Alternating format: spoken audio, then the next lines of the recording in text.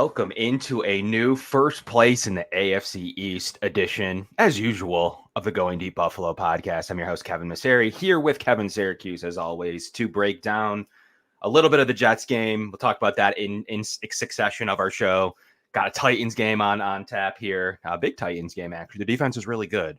Have some really good defensive metrics out of Tennessee there, but also we had some speakers today. One included Brandon Beane. We got live Brandon Beane on air. That was nice to hear Brandon Beane talk, not only on the Pat McAfee show, but also in a press conference. So we got a lot of Brandon Beane today. So some comments there that we can go over.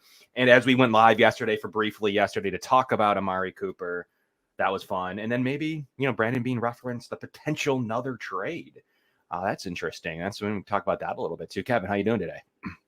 I'm pretty good. I mean, the Bills are 4-2. They're in first place, but they commanding lead. I know it's early, but that was a huge win the other night. The Sabres are playing well so far tonight, and the Yankees are up 2-0 on the Guardians. So before we get into football, real quick, what do you think about the Yankees? They keep getting it done. I mean, some will claim they have the easiest path in the AL, and maybe not, but it's going to be an interesting way to see if they get a Subway Series or even a Yankees-Dodgers, some old-time classic. They played some good baseball. They played some really well baseball in the playoffs. I wasn't expecting them to play so well, especially in their pitching. So it's going to be a fun ride for any Yankees fans. And the Mets and the Dodgers are playing now, so that's another thing on tap here today. That's right. And I think I'm going to try going to the game on Friday because tickets dropped $100. And I called the Guardians and they said that standing room only is supposed to open up. I don't know if it did today. I haven't checked, but I think me and a couple of my friends from college are going to make the ride down there. And if the, standing room only, fine. Go in the beer garden. That's fine.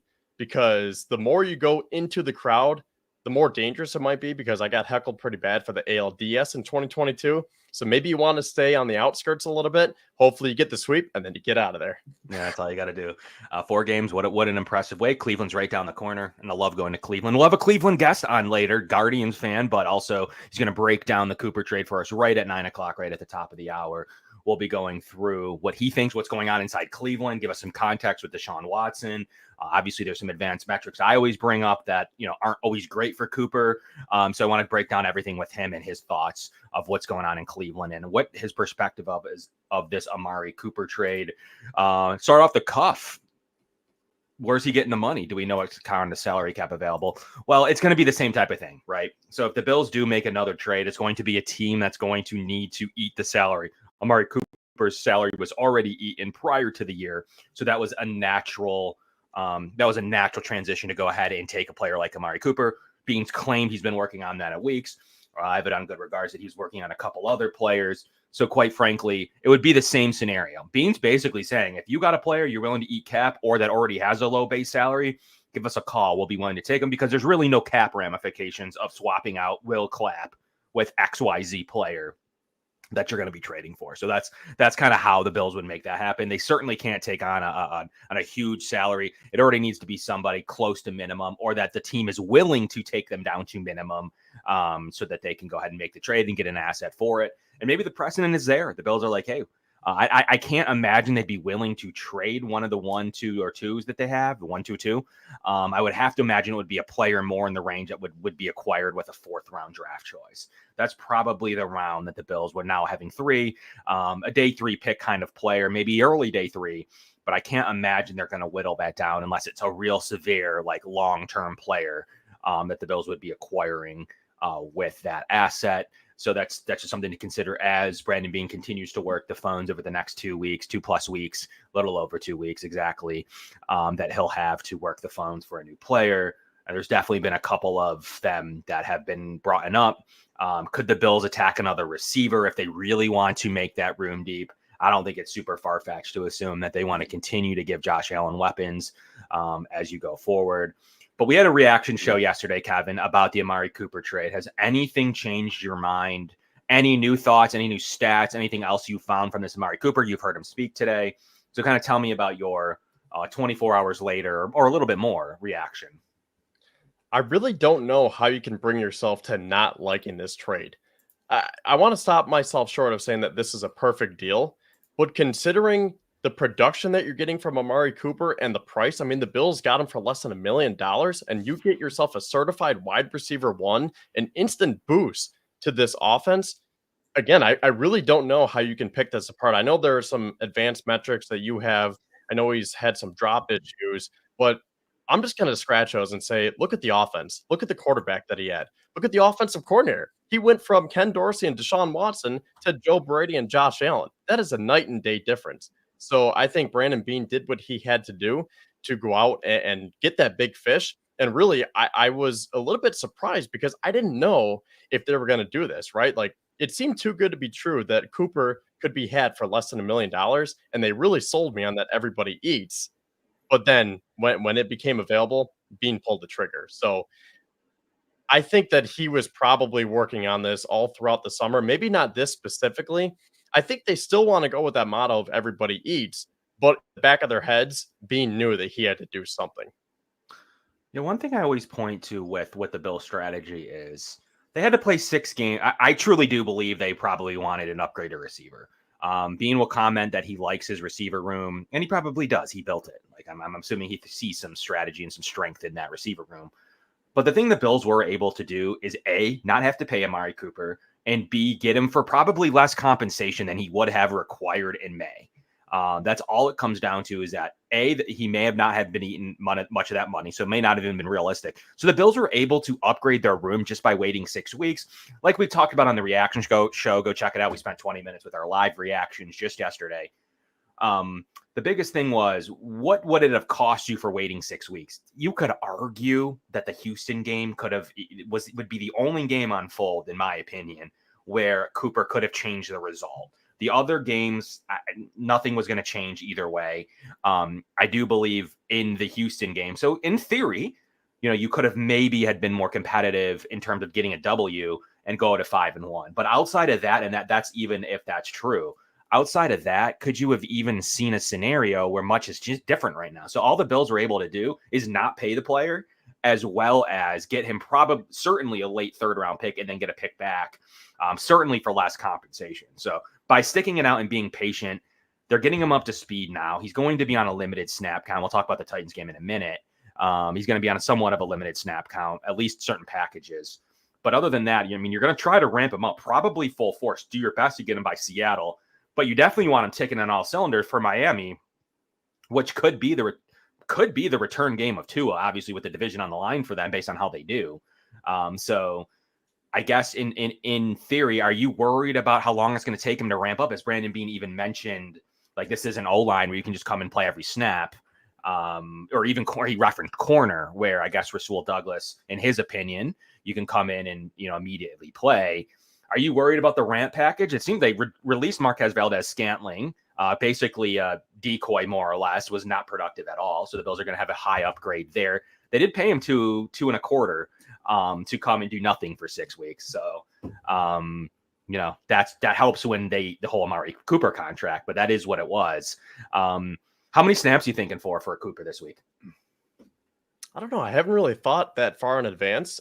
I don't think it's going to take that long to ramp them up because, well, you know what? I have a few different reasons for why I think this is going to be so beneficial to this offense. And I feel like it's just going to flow from there. But before we get into the football side, I want to talk about the finances real quick because we were talking about the salary cap. And to be honest, I need to brush up on this. And I know that we probably have some fans who are also wondering, how in the world were you able to get this guy for less than $1 million? So before we go any further, can you just describe how the Browns were able to eat that contract to make it so affordable for the Bills? Yeah, it's no different than when the Bills have already so they restructured him and paid out and pushed out his contract, just like the Bills did with many players. So all the Browns had already previously had done, they've already paid the player and spread out over the course of his remaining deal. All that does do when you trade the player, like in the Browns case, is escalated up to the dead cap for them this year. They wanted the pick. Obviously, they felt like there wasn't much of a chance that the way that their franchise is going or the way that they're at right now, they were going to re-sign him. So in theory, they basically said, let me get as high of a draft choice as I can for this player. And then ate the remaining dead cap and escalated it to this year. So by already pushing it out, that's what they did. You're going to have to eat $7.9 million of dead cap this year. And they had already pushed out his base salary. So they put a couple of void years on there so that if they were to keep the player, they kept the salary cap down this year to be competitive. Then they realized, let's go ahead and eat it this year and spread that dead cap space out because it's already going to be a number that, we can handle at least for right now. And then let's get him off the book so that, he's not going to sign here. He's going to go to a more competitive organization. So they decide to eat it this year, and they did have the salary cap space available to do so. And in turn, get back a draft choice. So they do have $40 million in draft space, in cap space. So that's why that they were able to escalate it and said, let's take our poison pill now when it comes to Cooper. Let's get this third round draft choice. And we can talk to our guest later on today, in a couple, 30 minutes here, and he can break it down from his perspective of what they were thinking with their salary cap. But they have an $8 million dead cap space on Amari Cooper, and they're going to go ahead and then take that this year as, we'll see what's unfold for them with this continued Watson contract. But they're going to go ahead and eat that. But then they also have to already eat, how about this one, Kevin? $22 million next year. That's insane. So they ate, close to what the Bills did in a way. But they were always going to have to do that. That's the difference. So they were always going to have to do that because they pushed out void years. So that's how they made it palatable this year. They decided to try to eat some of it this year, which they were able to do instead of eating, a majority of it next year, which they would have had to do once the player walks. They have a negative $40 million next year. Talk about they're in trouble. I would not want to be the Browns. I do not envy them one bit. They are in a heap of trouble with the Deshaun Watson contract. That is just insane that they, number one, traded for him, and then number two, made him the richest quarterback in terms of guaranteed money at that point in NFL history. Right when that happened, I was like, what are you doing? The Browns are going to Browns, I guess. But thank God that we were able to rescue Amari Cooper, because imagine his reaction when he found out that he went from that dumpster fire to one of the AFC favorites this year and playing with Josh Allen. It's a big difference, isn't it? It's a lot of accrued dead cap, $8 million and then $22 million for him. So that's what they get. The way they structured the contract already, they were going to have dead cap space on Amari Cooper. That is whether they traded him or not. They could just cash out some of it, $8 million of it at least, for a third round draft choice. So they at least kind of made a little bit of light of a bad situation for their roster and tried to get a draft choice back. That's why they went ahead and did. So they did in 2022, actually. So when they first acquired Amari Cooper, they converted $18.8 million of a signing bonus and added 2 void years. So they had already had this kind of poison pill planned, whether they kept him or not. But they were able to incentivize themselves by getting a third round draft choice by really eating a little bit more of it this year. They obviously were expecting to have the player probably through this year, but by escalating it up and having $8 million of dead cap this year that they weren't going to spend this year. So the benefit is they can roll over some of this dead cap space next year. Some of their available cap space this year into next year. But they're in a world of hurt with their cap situation, and they had already done this. So essentially, they just did a little bit more this year. And instead of keeping the player, they got a third round pick. So that's how they were able to do so. They were really all if you want to be frank about how this happened on a Browns end, they really just went all in already. They went all in, and they were expecting to be competitive last year, which they kind of were, and this year, it just didn't pan out for them. So they said, let me at least get something out of this. Very similar to when the Bills did the Sammy Watkins thing and did the Ronald Darby year. It's very similar in the Browns fashion of that's the kind of reboot they're going to have. Yeah, again, I just would not want to be Andrew Berry right now. And just so we're all on the same page here, I want to pull up the trade details before we get into the football side. So this is essentially what the Bills have done. Within the last few months here, they've acquired Amari Cooper, a 2025 second-round pick, and a 2025 sixth-round pick. And then they traded Stephon Diggs, a 2024 sixth-round pick, a 2025 fifth-round pick, a 2025 third-round pick, and then the 2026 seventh-round pick. The bottom two came from that Cooper trade, and then the first two there were from the Diggs trade. So all in all, I think Brandon Beane did a great job of moving these assets around and getting Amari Cooper and a second round. What this comes down to is you get Amari Cooper and a second round pick for Diggs and all those later round picks, right? Yeah, essentially. So you cancel out the 6 that you have in those 2 deals. You need basically a 3rd, 5th, and 7th for a second is about the draft compensation you would have needed traded to get a second if you were to move up, let's say. And basically, in return, you swap Diggs and Cooper more or less. That's basically what the trade turned into. And, you ate dead cap space on Stephon Diggs. You made them eat dead cap space on Amari Cooper, which they had already, like I said, they'd already done anyways. So it wasn't like the Bills said, you better eat that money. They'd already done that anyways. That's why they were probably they didn't need to convince them to do it like the Bills claimed. They're checking in on Adams. Regardless of what Brandon Beane says, the reason that the Cooper deal pushed toward the end on the Monday platform or close to Monday and Tuesday into Tuesday when it finally was announced was because the Adams trade lined up too. Like, let's be honest, they pushed their full attention into Cooper, realized that they could get the draft compensation done, realized that they didn't have to eat any cap, and that they were going to go ahead with the Raiders and the Jets deal. I find it hard to believe that those aren't related. Like, I'm not going to buy it being hours apart. Being days, weeks apart, of course. Being hours apart, I'm not going to go ahead and believe that those two weren't somehow correlated, where Brandon Beane was able to then offer, like, look, he's doing what's best for his organization, saying, how does Adams play into this? How does Cooper? If the compensation's the same, we have to really think about this and try to convince them to eat dead cap. But they did not need to convince them to eat dead cap on the Cooper deal, as it had already been done. So they're just trying to cash out the highest draft choice they could get. And I'm going to assume that they had some interest. The Bills were the highest offer. So that kind of tells you that the Bills probably had a trumping offer in terms of, like, I'm assuming a lot of people were trying to get in there on fourth round picks. Like, I'm assuming that's about what people thought they could get Cooper for. And the Bills having a late third had to jump in there and say, all right, fine, we'll do the late third, but you're going to have to go ahead and give us a little bit of sugar. And that sugar was a 6-for-7 swap that Brandon Beane felt like he needed to get in there on that deal. So ultimately, you do keep him out of your competitors' hands. Beside the Chiefs, maybe the Steelers are going to have to compete with.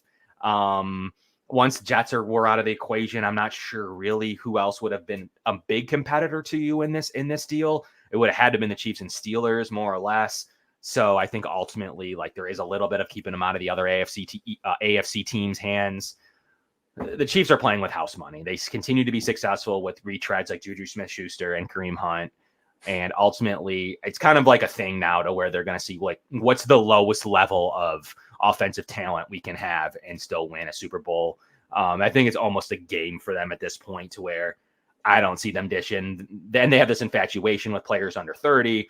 I don't see that. I wouldn't see them trading. Maybe if he was cut, there's no significance of them acquiring a player for any significant asset, like then a late day 3 pick. So the Chiefs, that's how I think the Chiefs are playing it, but they're probably going to go ahead and pick up MVS. That would make a ton of sense. They picked up Juju, Kareem Hunt. Like, it's somebody that could come in and probably know the offense. By the time we play each other, they could have MVS, which stinks, honestly. And he'll probably burn the Bills in the playoffs. That's just how it works. Yeah, I mean, that's what really stinks about cutting him. Like, I would have wanted to stash him just a little bit longer. I just don't see. That's my final thing, was I think that we could have kept 6. You already paid MVS. It wasn't like you had some cap savings, and I would maybe say, okay, you already had a guaranteed contract. He was already getting paid by you.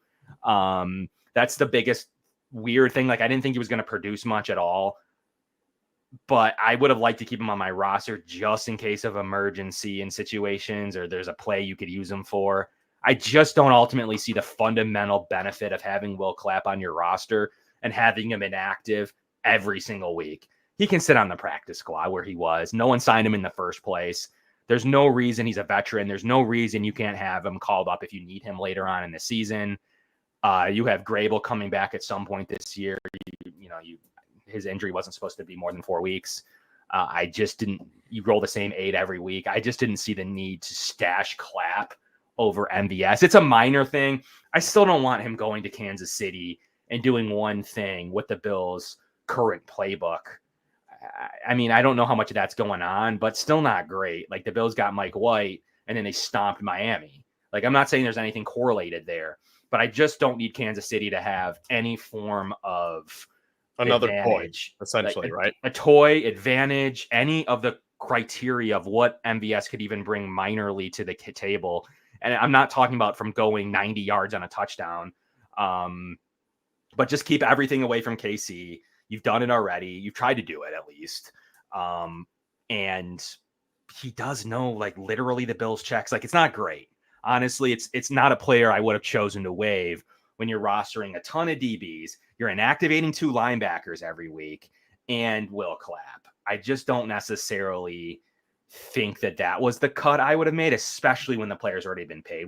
How do you feel about the MVS reaction of cutting him as compared to a bottom of the roster guy? I agree with you, because as soon as that happened, I was like, oh boy, here we go. We got to buckle down and just hope that he doesn't come back to burn us in the playoffs, because the Chiefs will use him like they did for the previous 2 seasons, or like the Packers did in his first 4 years, as that vertical deep threat, right? Like he's going to take the top off the defense, kind of be that decoy down the field. And really, that's what I thought that this Bills offense was lacking. Instead, they're having Mac Hollins run these go routes. MVS had 2 catches for 26 yards and 0 touchdowns in 6 games. So he essentially did nothing. I will say he did give us that beauty of a picture of Josh Allen wearing those glasses and that chain. But other than that, he was essentially invisible for this Bills offense. So I really thought that there was a little bit more to be desired there. And I thought that getting someone like a Cooper would be perfect, because you could almost distract the defense with someone like MVS down the field, and that'll open up more things for Cooper. Now, the other thing that I'll say before we get into the football side is that if MVS goes to the Jets, I could see that too. I could see Rodgers saying, hey, I'll have another reunion with Marquez Valdes-Scantling. So you run the risk of him going to New Jersey now as well. And the reason I brought that up is because when we were talking about the compensation here, it made me think of a comment that I saw, that maybe the Bills were so far in on the Devontae Adams trade talks, and they took it as far as they did to kind of leverage themselves a little bit, so that the Jets had to pay a little bit more, right? Yeah. Instead of just letting Aaron Rodgers reunite with Devontae Adams, they're saying, oh, Brandon Beane is kind of pressing us. So if you want Adams, you really have to pay us, right? That I'm talking for the Raiders perspective. So if you're the GM of the Raiders, you're saying, hey, I have Brandon Beane on the phone and he's offering us this, this, and this. You better up your offer. And Beane knew the whole time that he was getting Cooper. At least that's what this person was saying, and I agree with it. So if you know that you're getting Cooper, why not just pressure the Jets into paying more for Adams? And now they have to eat that whole contract. So I think this was another masterclass by Brandon Beane. He continues to play chess while everyone else plays checkers. Yeah. I think that the Jets were probably out on it just due to the nature of, like, they have enough drama in their receiver room now with the addition of Adams and Mike Williams sitting around. And ultimately, I'm not overly worried about them, but just what the production of the Chiefs and what they've been able to do with their own retreads in the past, it's the only place that he could go to that really would bother me. So that's kind of what I've been thinking. I just didn't, what is what it is. I just didn't love the waiving of Marquez Valdes-Scantling when you could have gone ahead. And you have 2 inactive linebackers every week, and you have an inactive offensive lineman you already have waived. I just don't necessarily see the benefit there. Maybe later in the year, if you need one of those spots back. I guess ultimately, look, Will Clapp's going to have to be waived for Von Miller when he comes back in 2 weeks. And you could are they going to roster Darrington Evans? They designated him for a return. They could go ahead and waive Evans. They would have used one of their return spots for free then. So Evans is back practicing. So, in a couple of weeks, you're going to have to make the decision to either cut Evans and then use one of the 8 spots you've designated for return. The Bills don't usually use all 8, or you're going to have to cut somebody else if you want to activate him. But there at least is a thought that they could go with Evans. You look at Tyron Grable. Is he going to be back this season? They may redshirt him the rest of the year. Redshirt him. He may be back healthy, but they may go ahead and waive him. Not waive him, but keep him on IR. And then obviously, you're going to use one of the spots for Matt Milano. So one of the linebackers is going to be gone in December. Most likely you have Clapp leaving, I would assume, at some point in 2 weeks for Von Miller. And then if you want to bring back Grable or Evans. So the Bills are kind of just like, let's get a jump on it. To kind of sum it up, my decision would have been waive everybody else first and Valdes-Scantling as you need the final spot, just to keep him out of a competitor's hand for as long as possible. I'm not overly worried about his on the field production. We've seen it. But I'm just the ability that he could still do something in sub packages and sub routes. And then as far as just knowing everything that's going on inside of this year's building, I don't know. I'm still a little bit conservative in that regards of he would have been the last guy I would have chosen to waive. And then as you needed the final spot for like Matt Milano, then I would have gone ahead and said, you know what? Okay, Matt is back this year. Let's go ahead and waive Valdez-Scantling. We need the roster spot here. We're heavy at receiver. MVS is doing nothing now with Cooper. Let's go ahead and get rid of him. I just thought it was a little bit early on the hook of MVS 6 weeks in when you gave him. You didn't just sign him to a Claypool deal. You signed him a not large, but $2.25 million guaranteed contract. I would have liked to see you at least keep him out of the fold here until maybe later in the season if you go ahead and need a roster spot. That's kind of where I stand on the MVS scenario. Yeah, I agree with that. So do you want to talk about Amari Cooper, the football player now? Yeah, of course. There's not enough rhetoric around the drama and we'll get more Cooper talk here in the top of the hour in terms of what's going on inside Cleveland. So stay tuned for that shortly.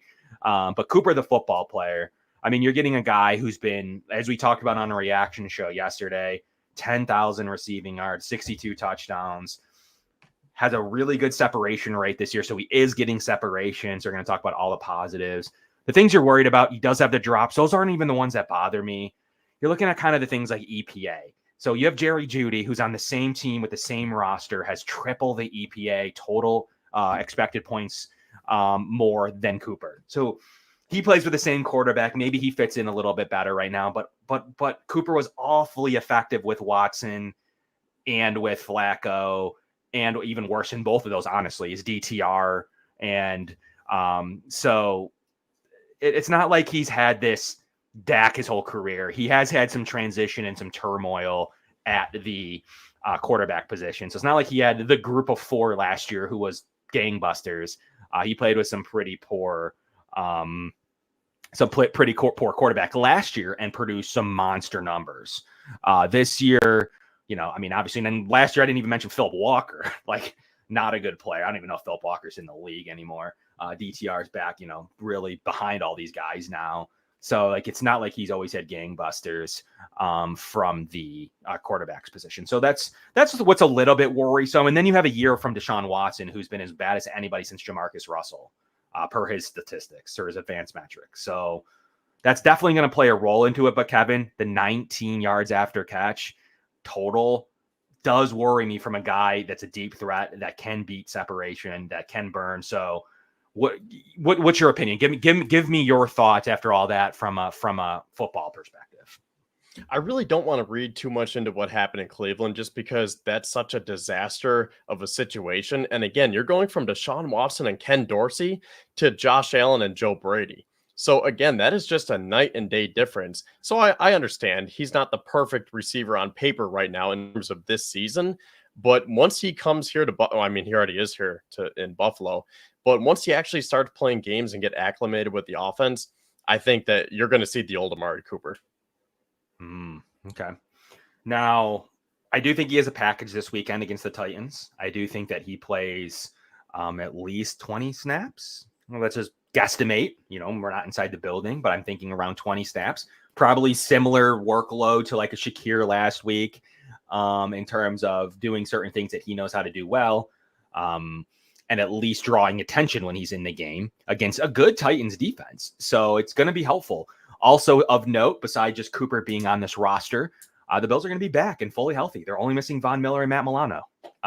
They're back at full strength. So they finally weathered the early season storm, got through it 4-2, added Cooper, maybe making another addition like Brandon Beane has mentioned, working the phones. He's always looking to upgrade to this roster, and the Bills can definitely make that happen. We talked about it last week on the show, who may need to be traded if they do make another trade.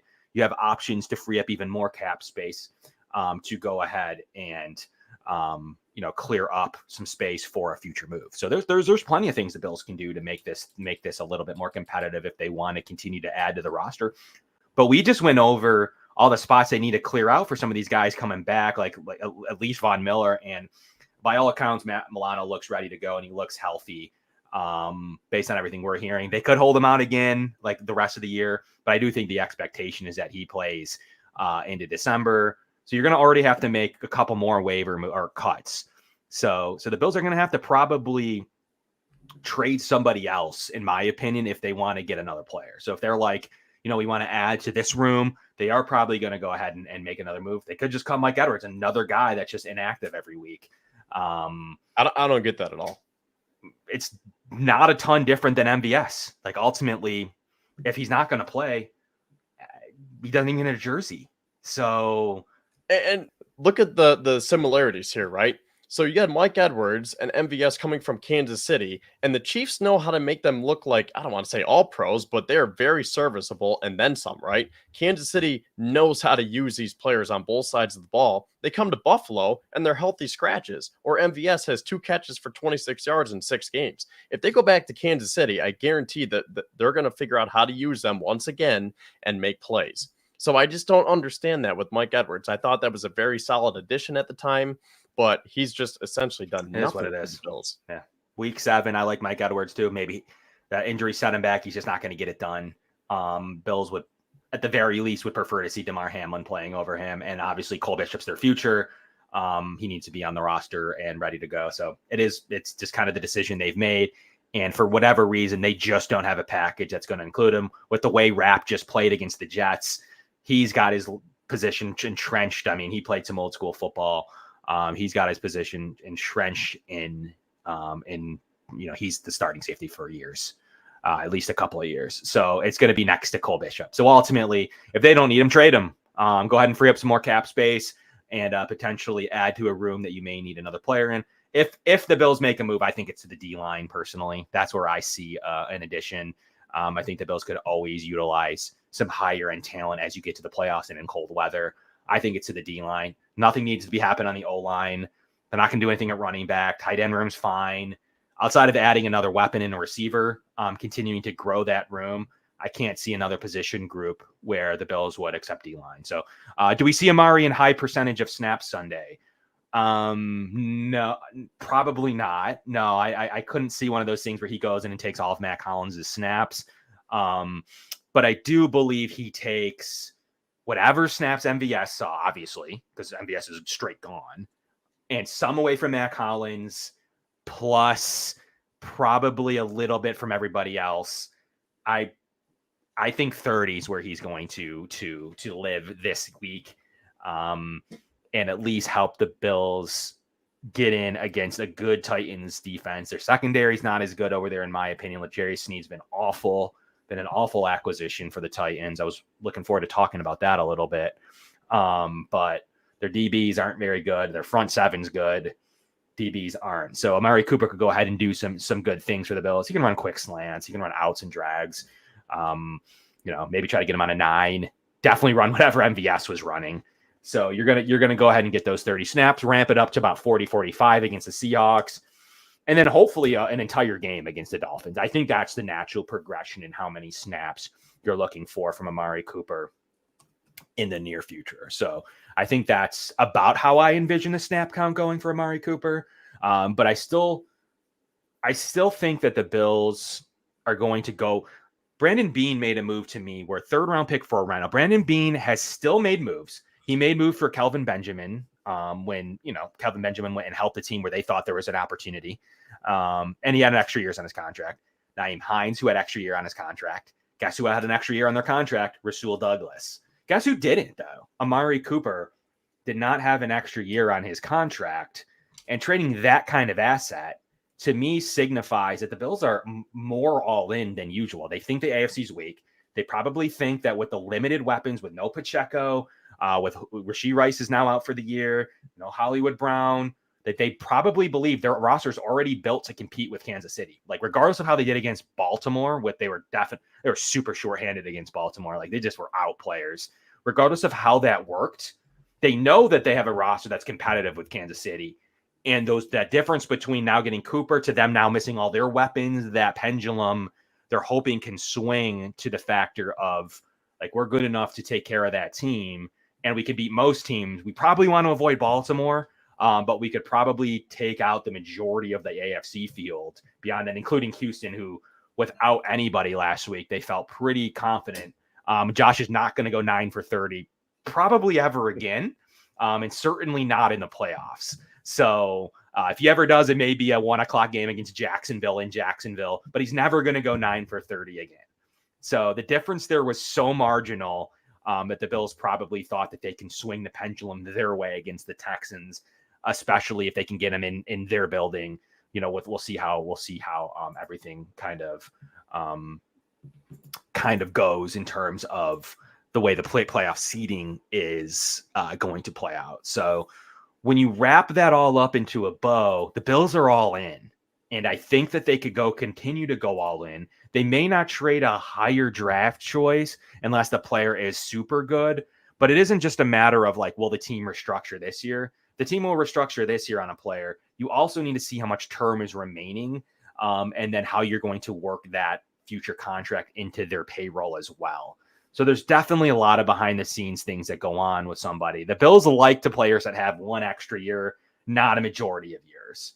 So we'll see what kind of player that would target, but they definitely like some capabilities to get this player in their offense or defense and then have future years. Wasn't the case with Cooper, but I do believe the Bills will be working the phones and seeing how the roster develops in the next 3 weeks, and how it's all going to get put together. But Cooper's still a big signing, Kevin. What else you got for us here on Amari Cooper? Real quick, what do you think about kicker? Could the Bills, I don't think they're going to give up a draft pick for a kicker, but Tyler Bass has been an issue. You're talking about potentially shedding some late round picks or at least acquiring other positions. Is kicker on the horizon here? I know the Bills had a couple of workouts today. 100%. Right? 100% on the practice squad. How will they be elevated this year? Remains to be seen. Will the kicker be on the roster? Yeah. So they've been in talks with, apparently from NFL Draft Diamonds. He has said that both Vizcaino, which is Tristan Vizcaino, and Lucas Haversack have stayed behind for extra physicals. So they haven't been told they were signed yet, but they could be on the short list of the players that won the workout. A guy that I really, really, really liked, and I was tweeting about him earlier today, that could definitely be an addition to the roster, was a guy who has the longest field goal in SEC history. Harrison Mevis, big thick leg, they call him. He was a guy that I really wanted to see developed on the practice squad. Sometimes these guys, and our guest Jared, guy that was on our show twice, covered him in Carolina, said he beat out Eddie Pinheiro, and was just neck and neck with him. Kind of reminds me of Chase McLaughlin when the Bills let him go. He's now one of the best kickers in the league for Tampa Bay. Has been 40 for 42 in Tampa Bay. And Dustin Hopkins has been really good. So just because you didn't beat out the veteran your first go around doesn't mean anything to me. I really wanted to see him on the roster. I really wanted to see him on the practice squad. I think he's got a big leg and the Bills could really hone in on it. But they do look like they're willing to add a player to the practice squad. Unfortunately, sorry, now that the receiver room's a little bit in better shape, from MVS to Amari Cooper, I would have loved it. Still keep MVS, but that's beside the point. Do you need all those receivers on the practice squad? You already have Shavers, who you like, and Jalen Virgil, who you like. Do you really need Amari Brown on your practice squad? Probably not. So you can go ahead and now probably put in the kicker now that you're going to be a little bit more solid at the top of your receiver room. So I do think that a kicker is had and probably put to the practice squad, if not today or tomorrow, very shortly into next week, probably. Yeah, I think you have to at this point. I've always been a fan of Brandon McManus, but he signed with the Packers today because they've been having kicker problems as well with Narveson. So they got rid of Narveson. They just signed McManus. Riley Patterson is also available, last I saw at least. So that could be interesting. I think he's been solid over his short career. So I don't know if the Bills have any interest in Patterson, but he is probably the top free agent available now with McManus in Green Bay. Yeah, you could say that. It's got to be a guy willing to go to the PS though. He's not getting an active roster spot today. So that was the problem with McManus and probably Patterson is they're like, nah, I'm going to stay ready. And if you're going to put me on your active roster, obviously, yeah, of course. But I think that you would have saw either of them in for workouts if they were willing to accept a practice squad spot. So I don't believe that either of them, make a lot of sense. But maybe Patterson says, I got nothing else going on. A team can still sign me off of the practice squad anyways from your practice squad. So yeah, go ahead. But I think at least definitely in McManus's case, I don't believe that he was willing to take a practice squad spot just to sit there and wait behind Tyler Bass. So Riley Patterson could definitely be an option. But But the Bills are looking for a practice squad guy they can develop. Like, I don't know how quickly you can give him Bass's job, but it's definitely going to be someone that comes in here, whether it's Vizcaino, whether it's, it could be Riley Patterson, but it's unfortunately looks like they've already developed their short list from people who are in the know, and it looks like Vizcaino, Haversack at this point are on the short list based on taking physicals. That's a pretty good sign that you're on the list. But things can change. Like Harrison Mavis is a guy that maybe won the job himself. We don't know what happened in those kicker tryouts. They could get Patterson, you could get Naverson. You could say like, hey, I know you didn't work out in Green Bay, but go ahead and come sit on our practice squad. You clearly won the job over there. It's Braden Naverson could be a guy that you then stash in your practice squad. So we'll see how the Bills go about this and which route they go. Are they going to want someone to develop that they think it could be good? Are they going to want the biggest leg? Are they going to want the most accuracy? Or are they going to want a guy that is ready to go right this second? I really don't know which path they may choose of how they'll replace or have a succession plan to Bass, because we're talking about the cap to start the show, and we can say whatever we want. Just replace him, get him off the roster, do whatever we want to do. First of all, neither kicker was making anything this week. And unfortunately, when it all comes down to it, all summed up, Tyler Bass still is owed some significant money on his contract, at least this year, to the tune of, if released, $4.3 million dead cap. You only save $100K. That's the $100K savings will obviously not even pay for a minimum kicker.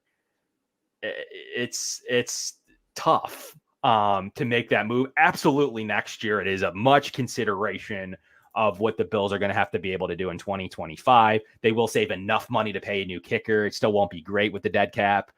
You could even maybe trade Bass to an indoor side. Maybe indoors is where he needs to go. Watch him be successful indoors. I really think that's probably where his career path will take him, to a team. He just can't. He's not used to the way. He cannot do these elements at all.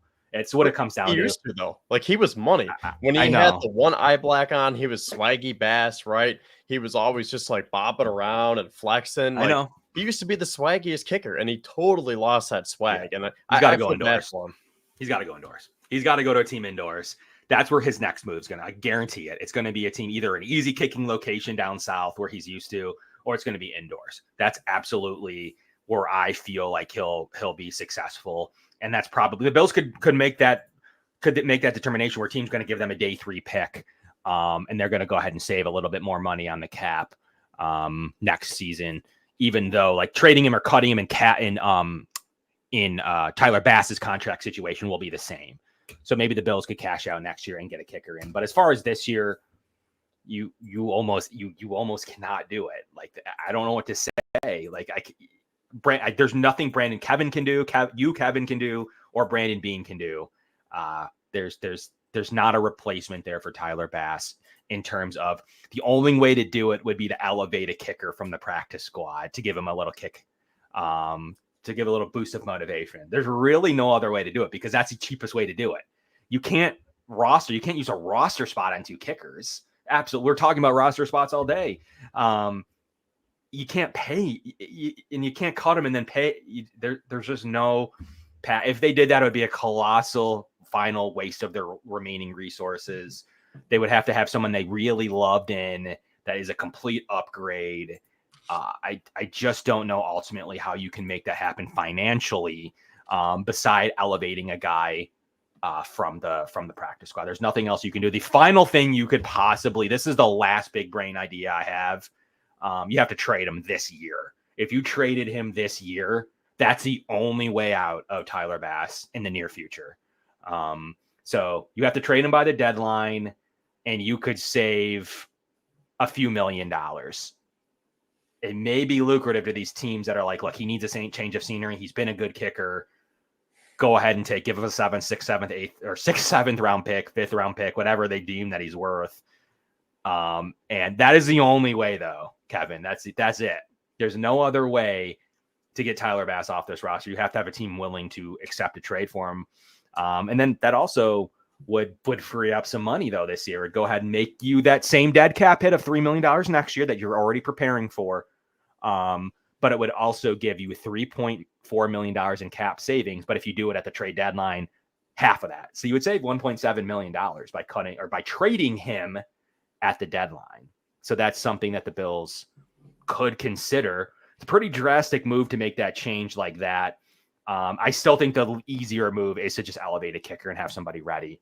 What do you stand? Do you think you should trade him right now? That's the only way out.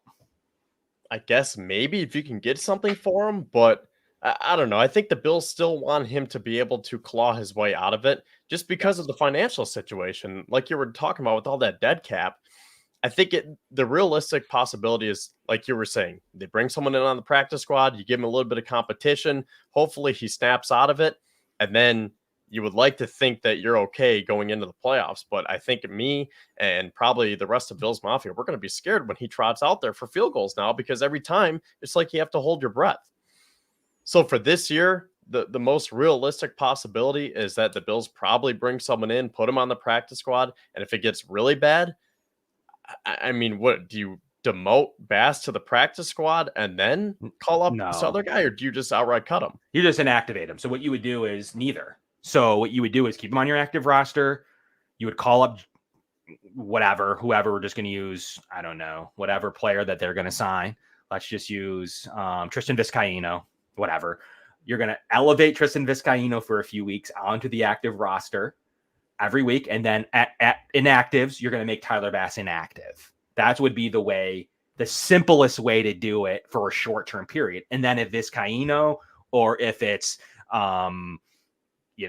my guy that I want the Bills to sign, or it doesn't really matter which way they go, but let's just use Vizcaino. If Vizcaino proves it's his job, then you can go ahead and make a decision of what you're going to do with that final route, like how you're going to work that roster spotting in general. But before the trade deadline, I still think, like, if you want to do it, it's tough to say to start it off as early as this week against the Titans.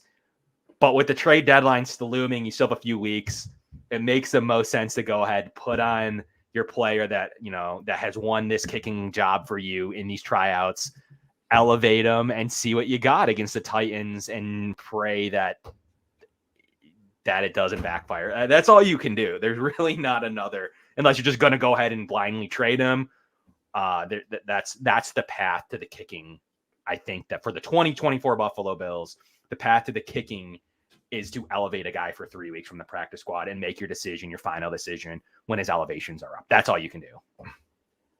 Well, while we wait for Jack to come on as our Browns guest, let's segue back to Amari Cooper, because I have a few other things that I want to say about Cooper, and then we'll get Jack's opinions about just why it wasn't able to work out in Cleveland and what we can expect here in Buffalo.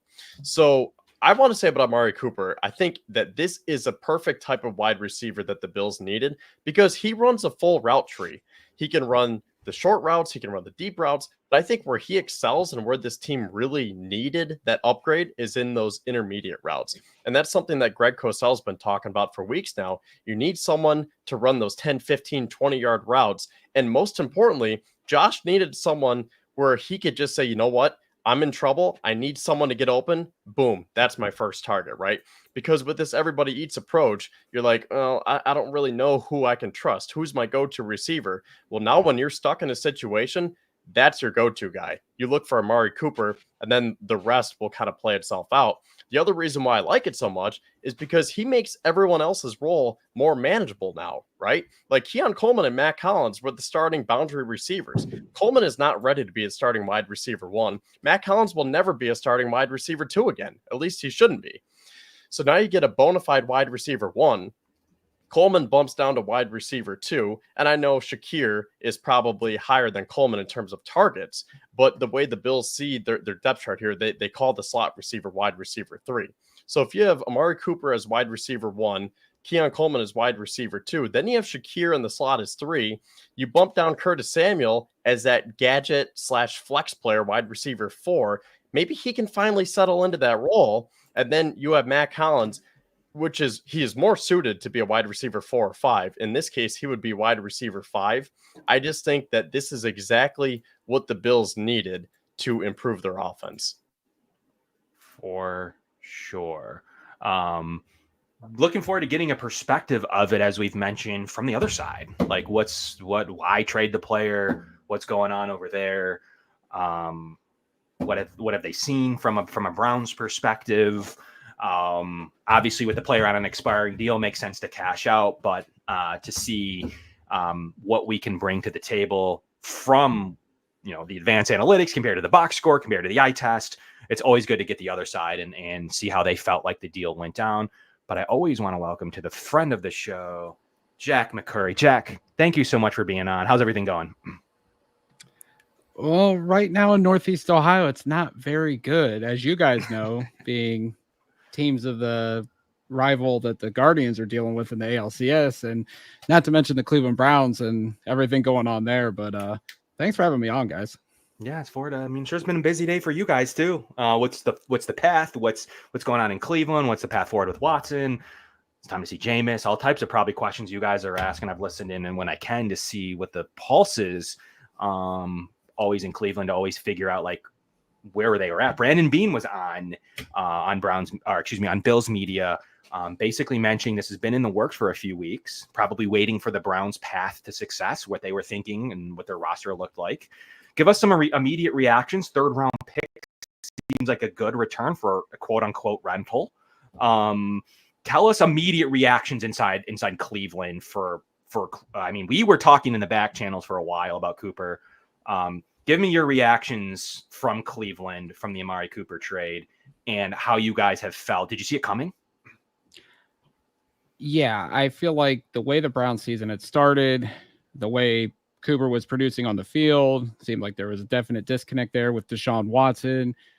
A couple of weeks ago, I think Adam Schefter had mentioned Amari to the Chiefs as a possibility. So we kind of expected that a Cooper trade was going to happen. And obviously the Browns starting 1-5, it was kind of like, this is one of the big dominoes that might leave the Browns, was Amari Cooper. And this goes all the way back to the spring. Like, some, including myself, thought an Amari Cooper extension was possible, even though he was turning 30, but that didn't happen. Then he didn't show up right when training camp started, and it only lasted, I think, a day or two, and they restructured the deal. So we kind of thought it's over. We got a 1-year just deal. We'll try to work things out maybe. Then the Brandon Ayuk trade rumors started, and he had made this Instagram post, I think the night that the Browns deal was done. Adam Schefter's even said this. And then Ayuk said, I don't want to come to Cleveland. And Cooper had posted on Instagram, it was like, LOL, I wouldn't have minded it. So everybody eyebrow raised there, like, was Cooper one out of Cleveland? But then he kind of said, no, business is business. I'm all in. And then, the season starts.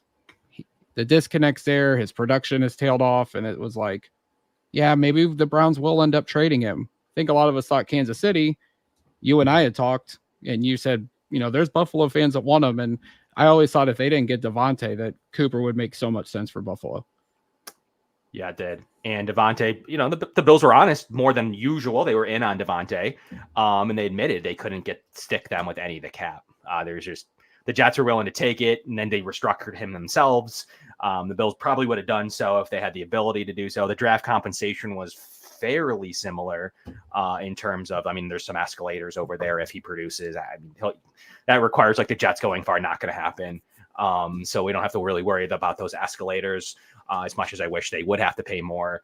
Similar compensation. The difference, the Browns did already pay him. So talk to me about that real quickly. So the Browns restructured him earlier, have a ton of debt, $30 million in dead cap. So 8 this year, 22 next year.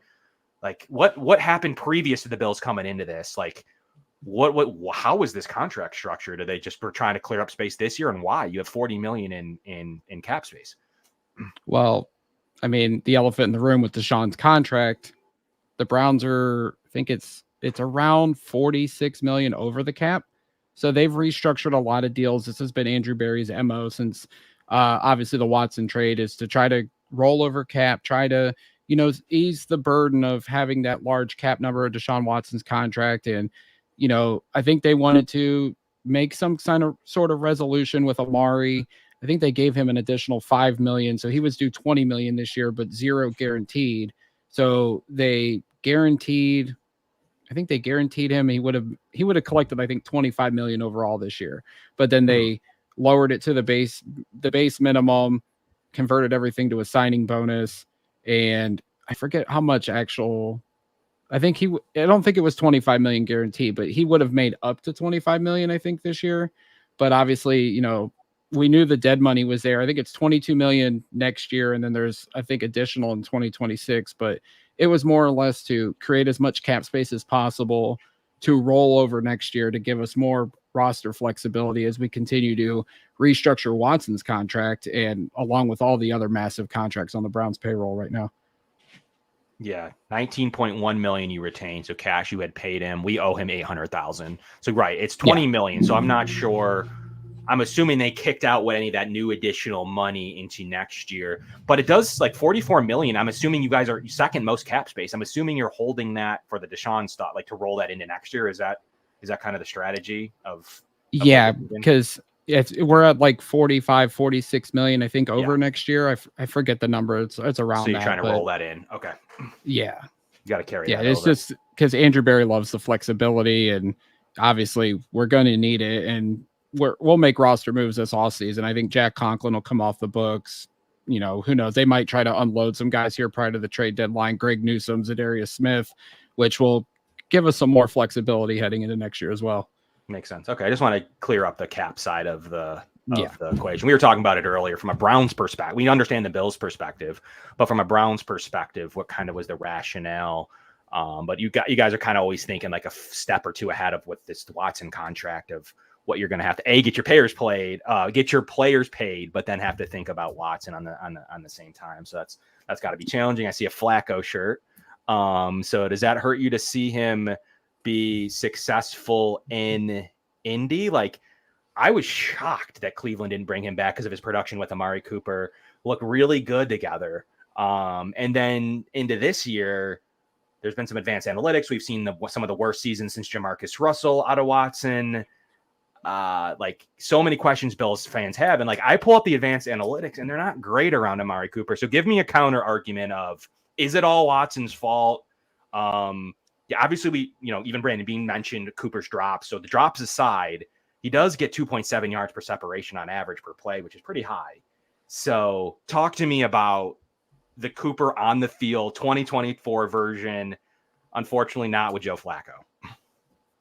Yeah, and I went and did the numbers and I was like trying to see, like, has there always been a disconnect with Watson? Because, this year is just way off. So this year he's 24-50 for 250 yards, 2 touchdowns when Watson's targeting him. I go back 2022, his first year. It was the last 6 games post the suspension. Watson targeting Cooper was 21-35, 368 yards, 2 touchdowns. Last year, it was 6 games. I think Watson had appeared in 7. We don't really count the Indy game because he only played like 2 drives. Watson was 28-35 for 480 yards and 2 touchdowns. He had a monster game against Arizona. It was 5 for 5 targeting Cooper for 139 yards and a touchdown. Like, it seemed like they were building something. I think the last game, which was the comeback against Baltimore, it was 6 of 8 targeting him for like 96 yards. It was close to 100. Yeah, he looked good. Yeah, like this year we kind of thought like they'll be clicking because the numbers back it up. They clicked in 2022 and 2023. I don't know like what happened. There's rumors in Cleveland that there was a disconnect. I've heard rumors of infighting with the team during training camp and like leading up to the season. And there was, if you look at the Cleveland media, there was certain ones saying, oh, Watson's having a fantastic camp. The offense is clicking. But if you go to The Athletic and you want to read Browns coverage, read Zach Jackson's. He was like the only Cleveland media member adamant that the offense was not good. Cooper, Judy, Njoku, and Watson were on the field for a total of 3 practices during training camp, and Watson didn't look good. They were saying like there was balls going in the dirt, a lot of short passes. There really wasn't anything pushing down the field. So that was an eyebrow raiser. And then the Dallas game happens. Amari dropped a wide open ball that should have been a touchdown, and which was unlike Amari Cooper. We all were kind of like, what is going on? And we just kind of thought it was one game. Watson's shaking off the rust, but it's just continued. Outside of the New York Giant game, it hasn't been the same Amari Cooper. And I told you that when you first inquired about Amari, like what is going on. I don't know if it's a Watson thing. I don't know if it's Cooper saying, I don't trust this guy to get me the ball post shoulder surgery, or if it's a offensive schematic thing with Stefanski trying to incorporate some of the stuff that Dorsey ran in Buffalo. Like, I don't know for sure. I've heard rumors that there was people in the locker room that want Watson out and at least Jameson, maybe Dorian Thompson-Robinson. But like, I don't think Amari was like half-assing it on the field because like you said, he's getting 2.7 yards per separation on routes. Like, I can't explain what is going on exactly with Amari Cooper. There's Cleveland media members now bashing him, saying that he wasn't giving his all to Deshaun Watson, where everybody sees the advanced analytics and says that Deshaun's not a very good quarterback. He's in fact one of the worst in a long, long time or all time. But I just don't think, I think the Ayuk trade rumors kind of tugged at Amari, and he was kind of like, you know what? I can't trust Deshaun Watson to help me get a new contract. So maybe he was half-assing it and was halfway checked out. But I can't explain exactly what was going on there, but it wouldn't shock me if he goes to Buffalo and returns to form. Like, I just really think that some people were very irked by Deshaun Watson, and I think he was definitely one of those guys. Hey, Jack, so what should we expect from Cooper? Because Kevin and I were talking about this actually is right before you're coming on. And I was saying that he can run the full route tree, and maybe you're not going to use him as that vertical deep threat, right? He's not going to take over MVS's role, but he is going to take over from being like that dog, right? Like MVS didn't have that. So I think Cooper can have that ability where he could just take over games. But I think that his A game is probably right in the middle of the field running those intermediate routes. And Kevin was talking about his separation numbers. So I guess just kind of what can we expect as Amari Cooper takes over as wide receiver one on an offense that really didn't have one? They're going with this everybody eats approach. And the other thing that I was telling Kevin was now everyone else bumps down on the depth chart. And I think that is exactly what the Bills needed. Yeah, I would definitely agree. I think he's one of the best route runners in the league. There's no mistaking that. I think he does help you guys in the intermediate game for sure. He's not the one thing with Amari, like he does have speed, but he's never been one of these like superstar elusive receivers where he's going to be a vertical deep threat. He was like, you can go back and watch that Houston game last year where he set the single game receiving yard record for the Browns. Like Flacco was getting him the ball deep, and he was catching everything. Like the connection that he had with Joe Flacco was amazing. Like he had a good connection with Watson, but it just seemed like he was on another level with Flacco. I do think he helps solidify that wide receiver room. Watching the couple Bills games that I've been able to, like you guys mentioned, them just distributing it out to everybody, Coleman, Shakir, Kincaid, whoever. I think everything kind of falls in place now because you do have that go-to threat that you can rely on. Yes, Amari's had the drops this year, which is somewhat uncharacteristic of him having, I think he's had 6 in the first 6 games, which I think his career high is like 12. And that was back in his rookie year or his first couple years in Oakland. But yeah, the drops might be an issue still, but you're getting a good route runner. As long as Josh can throw him the ball accurately, I think Amari's going to eat. I think he's going to be like the Amari Cooper of old. I do think the quarterback issues and the whole offensive issues in Cleveland did affect his game. But I think going to Buffalo, that's in a Super Bowl window, that's ready to compete, and like Cole just mentioned, him being a good mentor, I think for Keon Coleman, I think is going to boost that offense up even further. So I think it's a great spot for him. I think Kansas City would have been a good spot for him as well. And I'm sure Buffalo fans don't want to hear that, but no. I think he's in a good landing spot. You got a good quarterback, a good offense with Joe Brady. I just think all the pieces around him, like I should definitely expect to see Amari return to form. I just think he needed to get out of Cleveland. I think he knew he wasn't in the cards for them long term. And now he gets a chance to go win a Super Bowl. And I'm pulling for him. Like I hate to see him go because he was one of my favorite Browns, just the way he carried himself both on and off the field up until this year, because some of the things were just, it was different. And I really wondering, like, was he getting bad advice or something? But I just did think Buffalo is a perfect spot for him. I'm glad you said that, because that's where I want to take this next. It doesn't seem like he is that stereotypical wide receiver one diva, right? Like, he's been a very productive wide receiver throughout his career, but you wouldn't know because he doesn't boast about himself, right? Like, he doesn't have to tell you how great he is or how great he's been or how much money he deserves. I mean, he might have had a couple contract disputes here and there, but just from what I can tell and seeing his opening press conference, he seems very quiet and reserved, and he just goes about his business. And for someone who just got done dealing with Stephon Diggs, I mean, that's a breath of fresh air for us. So, I mean, can you confirm that? Is he one of those guys who just kind of puts his head down and doesn't want to be in the spotlight all the time and getting all the attention? Yeah. I mean, the one thing I always told people, like when it came to the Browns leadership, like we didn't have the big rah-rah guys. Like now we have Jameis Winston. Miles has become more of a vocal leader. Njoku's been somewhat of a vocal leader.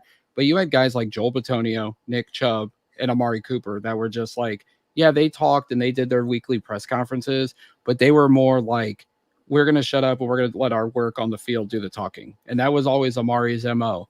I know, like, he obviously went from Oakland to Dallas, and then he got pretty much salary dumped from Dallas to Cleveland. And it was funny because it was down to Cleveland and Jacksonville, and who knows what would have happened had he ended up in Jacksonville. But he fit Cleveland in 2022 and 2023. He let his work on the field do the talking. He had back-to-back 1,000-yard seasons. He wasn't a very like vocal leader. He was more of a lead by example guy.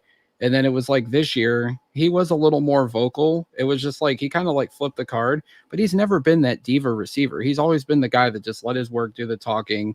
And I always thought he got so much disrespect because he wasn't one of the superstar flashy receivers, but he was consistent. He always gave you 90 catches, nearly 1,000 yards and 5 touchdowns every year, but he never got the respect he deserved. And I think he fits Buffalo just like the way he fit Cleveland. I don't expect him to be like a Stephon Diggs and be like vocal about getting the ball. And he really wasn't doing that here at the start of the season either. It was just uncharacteristic of him. He was kind of talking more, but he didn't do anything that like raised a big eyebrow. Like, wow, I can't believe he really said that. Like, he never said anything that kind of raised an eyebrow. It was just the level of production this year was just uncharacteristic of Amari Cooper. You know, if I could think of a comparison on the NFL level, I feel like he's in that same tier as Mike Evans. Like, they just consistently put up numbers, but they're almost underrated in how good they are, because Mike Evans is another one of those guys who doesn't complain. He doesn't want all the attention. He's not a diva. He just goes about his business, and he consistently puts up 1,000-yard seasons. And I think Evans is a little bit better than Cooper, but I think you can group them together in saying that they are just straight up good wide receivers who let their play do the talking, as you just said. Yeah, I would definitely agree. I think they're right in the same level. Obviously, in terms of production and maybe athleticism, Evans is a step above. Glad he's having a late end to his run with Baker Mayfield. It kind of tugs at my heart a little bit being a Cleveland fan, seeing Baker and Joe Flacco succeed. But all in all, like, I like to see these guys succeed. It didn't work out in Cleveland. Like, I hope Amari is well for you guys and hopefully get you into a deep postseason and hopefully even a Super Bowl run. Makes sense.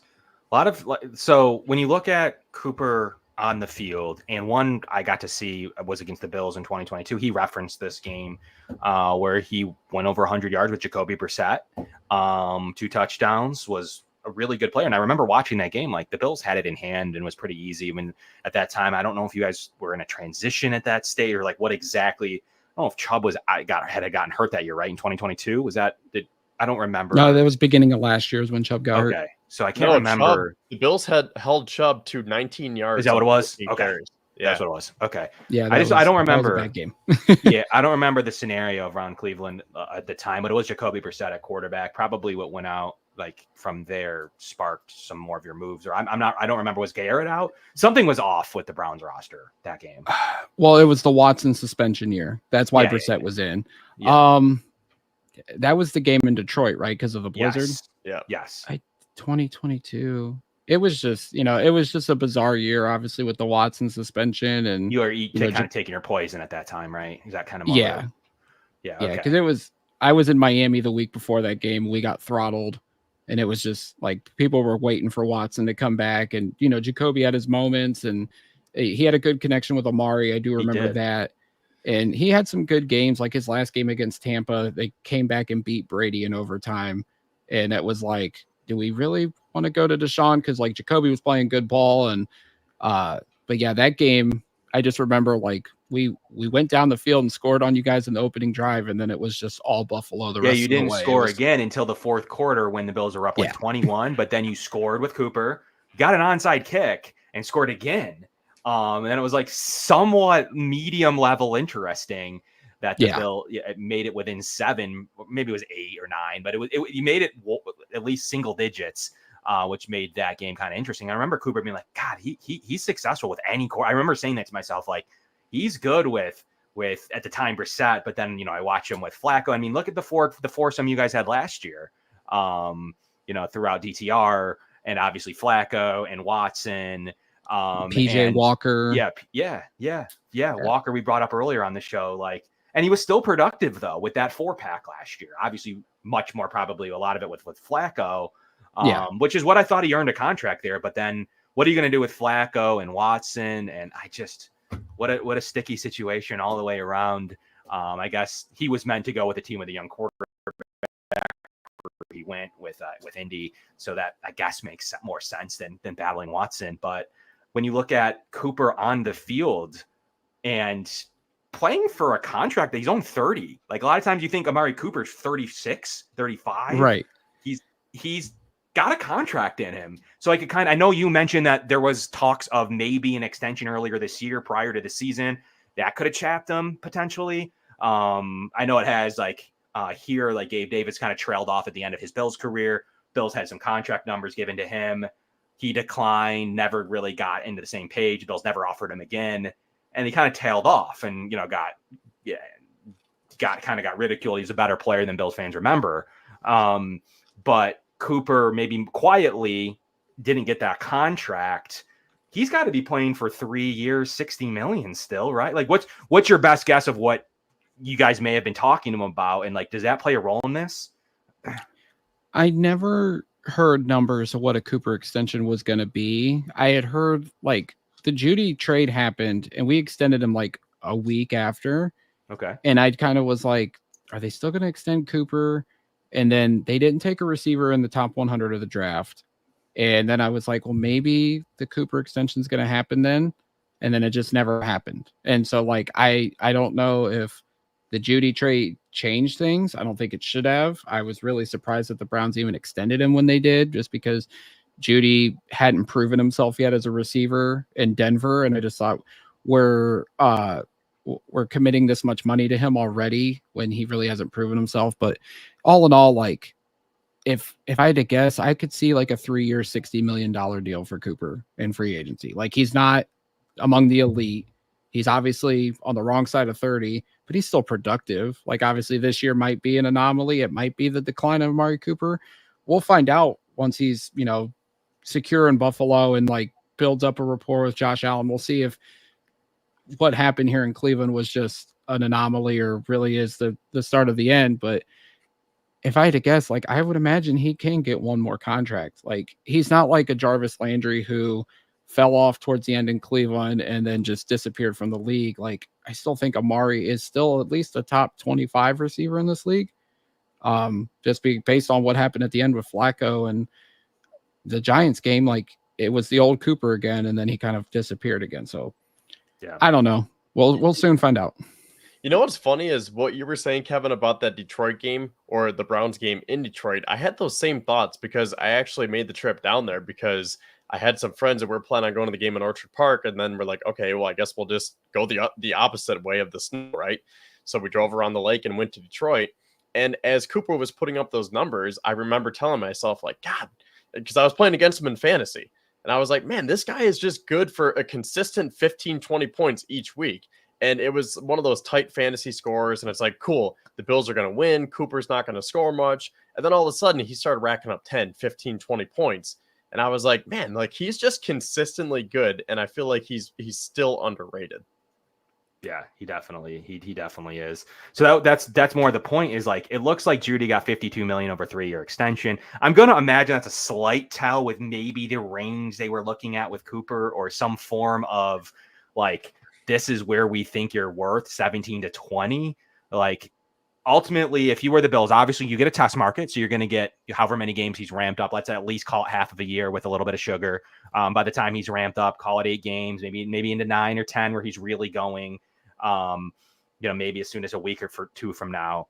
Would you be comfortable giving him I mean, Brandon Beane's going to have 10 weeks to figure it out, 11 weeks, I guess, technically. Like, do you give him an extension if you were the Browns and you could do it over again? Like, I just thought you guys would always give him an extension. And then I realized then you restructured him. Then you resigned Jeudy and he's sitting there with a 1-year deal. Like I didn't even put all those pieces together until like September of like potential trade targets. And that's only if the Browns were in a level where they trade him, which I didn't know that would be true either. So that's why he kind of always flew under the radar until like the last 4 weeks with people really like saying, hey, let's monitor the Browns, see what's going on there. What would you be comfortable, just in your own opinion, be comfortable giving Amari Cooper on we'll just say a 3-year extension? Like what would you feel comfortable with that number? Like where would you be watching him for 2.5 years? I would honestly, like prior to the beginning of this year, I would have been fine giving him like between 20 and 25 million, just because the level of consistency has been there. Yes, he's on the wrong side of 30, and the Browns tend to not extend guys once they're past 30. Like, I think Nick Chubb could be the exception if he comes back and is at least, 90% of what he once was pre-knee injury. Like Miles is going to get his extension next summer, I would believe. But like, I would have been comfortable giving him that. Like just seeing the level of consistency. I didn't think Deshaun was going to be Jamarcus Russell level bad coming off the shoulder surgery. But I would have extended Cooper. Like, I just think he's been consistent. He's been a pro's pro. Like, he embodies kind of what Cleveland's all about. It made sense. Like, pair him up with Jeudy for a couple years and then try to figure out if Watson's got it or not. But, like, I was really surprised when they didn't extend him because I would assume he wanted more than 17. I'm going to assume that he wanted more than that Jeudy extension. They kind of came to an impasse and just didn't. The Browns were like, no, like we were like, not right now. And then that may have pressured some on the field things and some just tension with Watson or whatever it may be.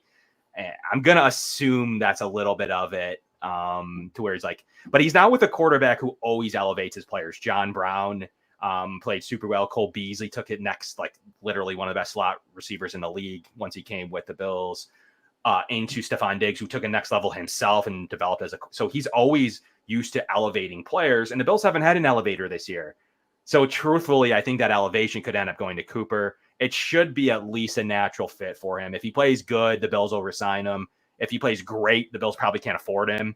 If he plays bad, they wouldn't resign him anyways. So it's that good range where the Bills would probably give him an extension, but anything else other than like 7 to 8 out of 10, if he plays 9 or 10 out of 10, he's gone. And if he plays, 3 out of 10, I mean, the Bills will probably just walk from him. So I think there's that little niche of like 6 to 8 out of 10 would be the range where I think the Bills could extend him. But Kevin, did you have any final Cooper questions for Jack?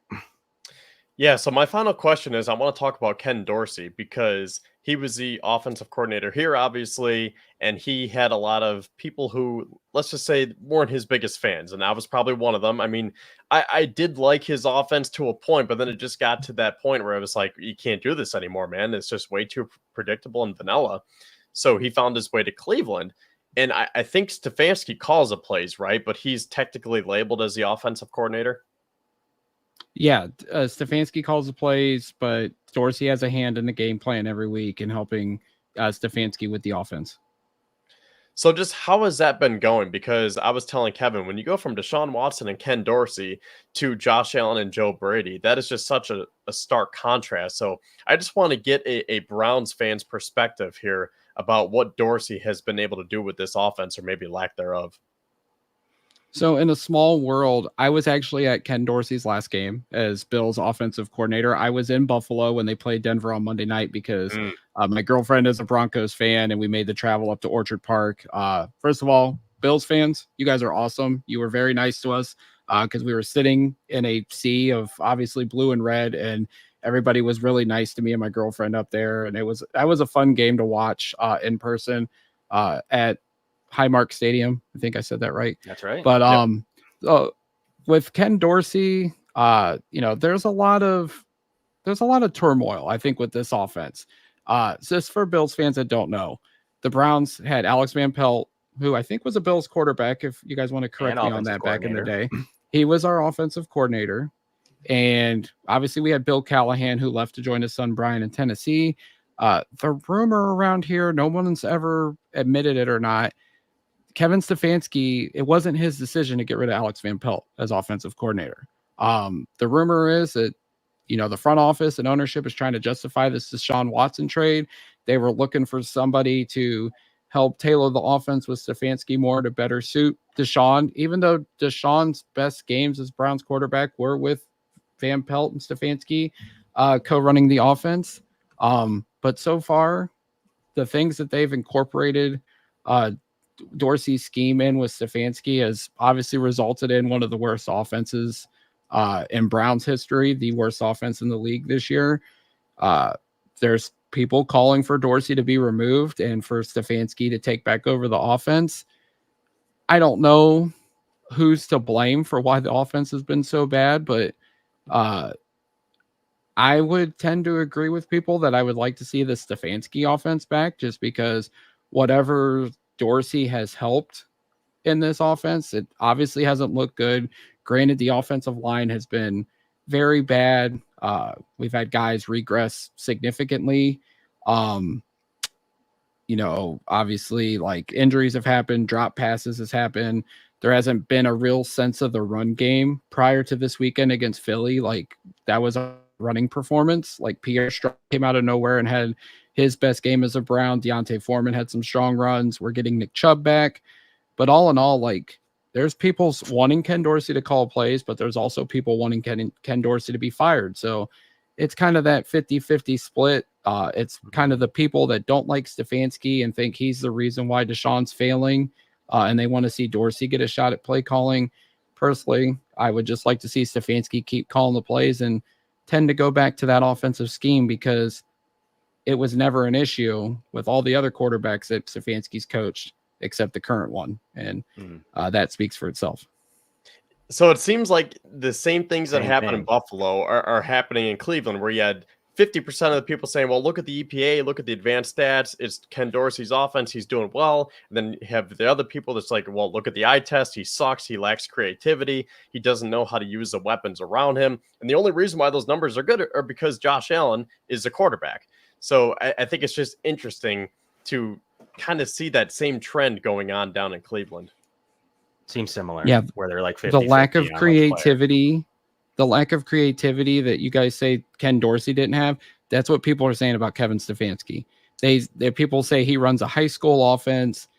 There's no creativity. Sunday, he put Jameis Winston in, and I was ticked off about this play. He put Jameis Winston in because they don't use Deshaun on QB sneaks. They've always used like Jacoby Brissett. Last year, they used Harrison Bryant, who was our third string tight end.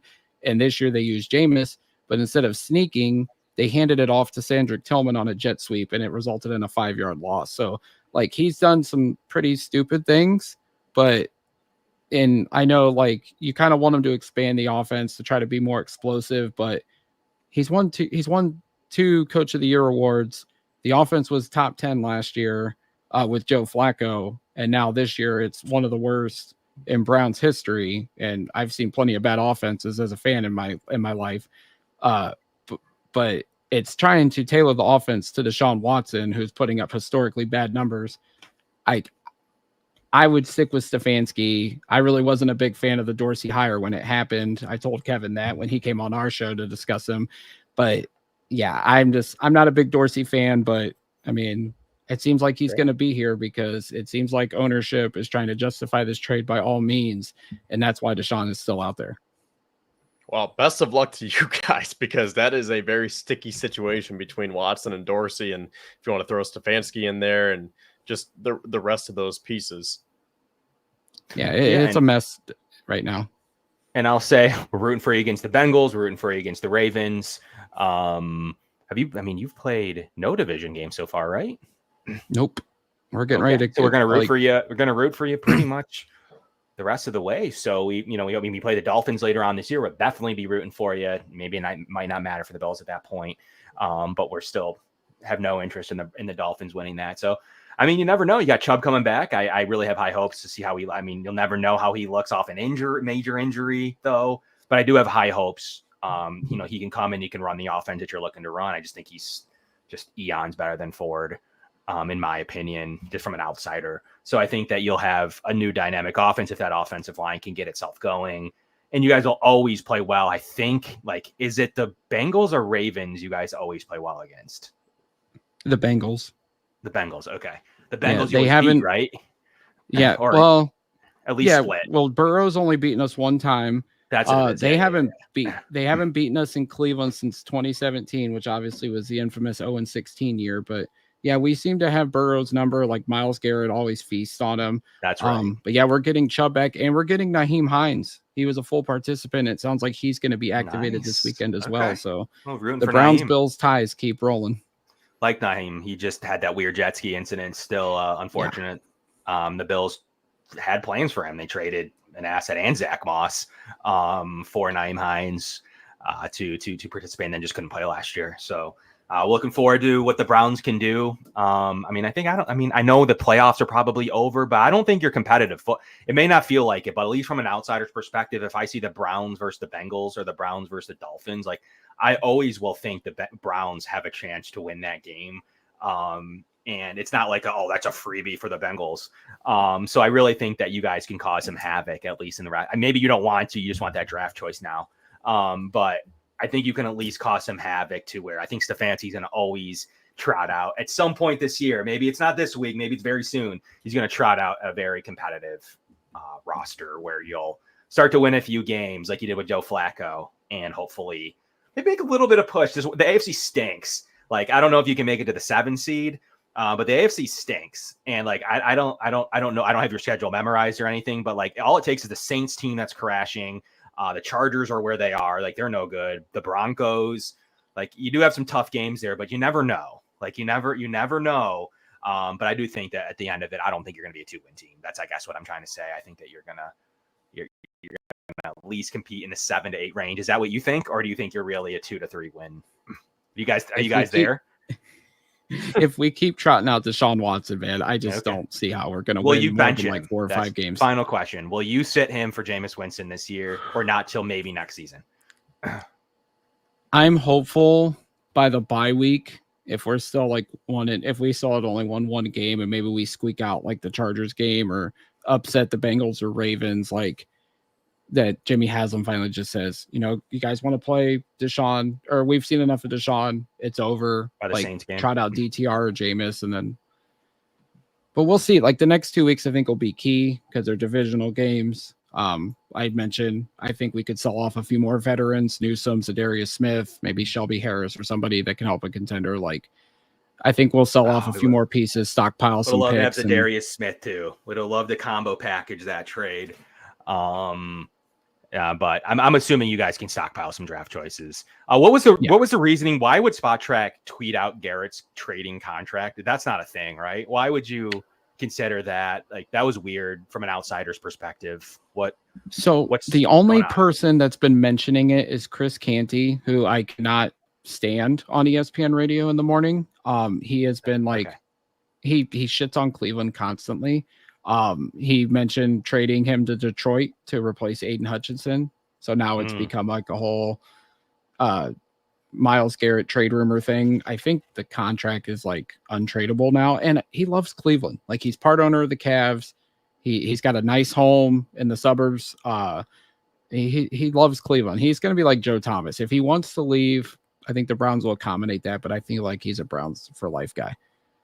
Okay, that's good context because we have no idea of that because we had to deal with Stephon Diggs, so we don't really know what's going on over there, if that's a thing or not. We just see sometimes that stuff pop up and why would they get rid of a guy that's been there for many years and has almost 100 sacks in Cleveland. People hear fire sale and tanking and think we're going to trade Denzel and Miles and Njoku and just we're going to trade everybody and we're going to tear it down to the After studs Cooper. again. Makes sense. I just don't think that's going to happen. All right. Well, we'll let you get out of here, Jack. Thank you so much for popping in and giving us not only an input on Cooper, but what's going on in Cleveland. Best of luck. Seriously, we hope you win, take some of these AFC opponents out. I think you guys could do it, at least on a one-game basis. So we'll get you back on maybe at some point, but thank you for popping on, man. Yeah. Hey, thanks for having me on. And if the Browns can't win the Super Bowl, I've told you, Kevin, I'm always rooting for the Bills Mafia. Appreciate you, man. Thank you so much. We'll talk to you soon. So that was one of my friends and fans of the show. I'll pop on his podcast occasionally when there's some type of crossover news or anything going on between the two teams, a trade or a coaching move. But all that summed up, a lot of good info there on what's going on in Cleveland to give us a little bit of context behind the Cooper name, Kevin. So why don't you start us off here, kind of breaking down what you think to expect from Amari Cooper in a Buffalo Bills uniform over the last 11 weeks? Well, I started saying this before Jack came on, and he agreed with my assessment here. So I'm going to reiterate.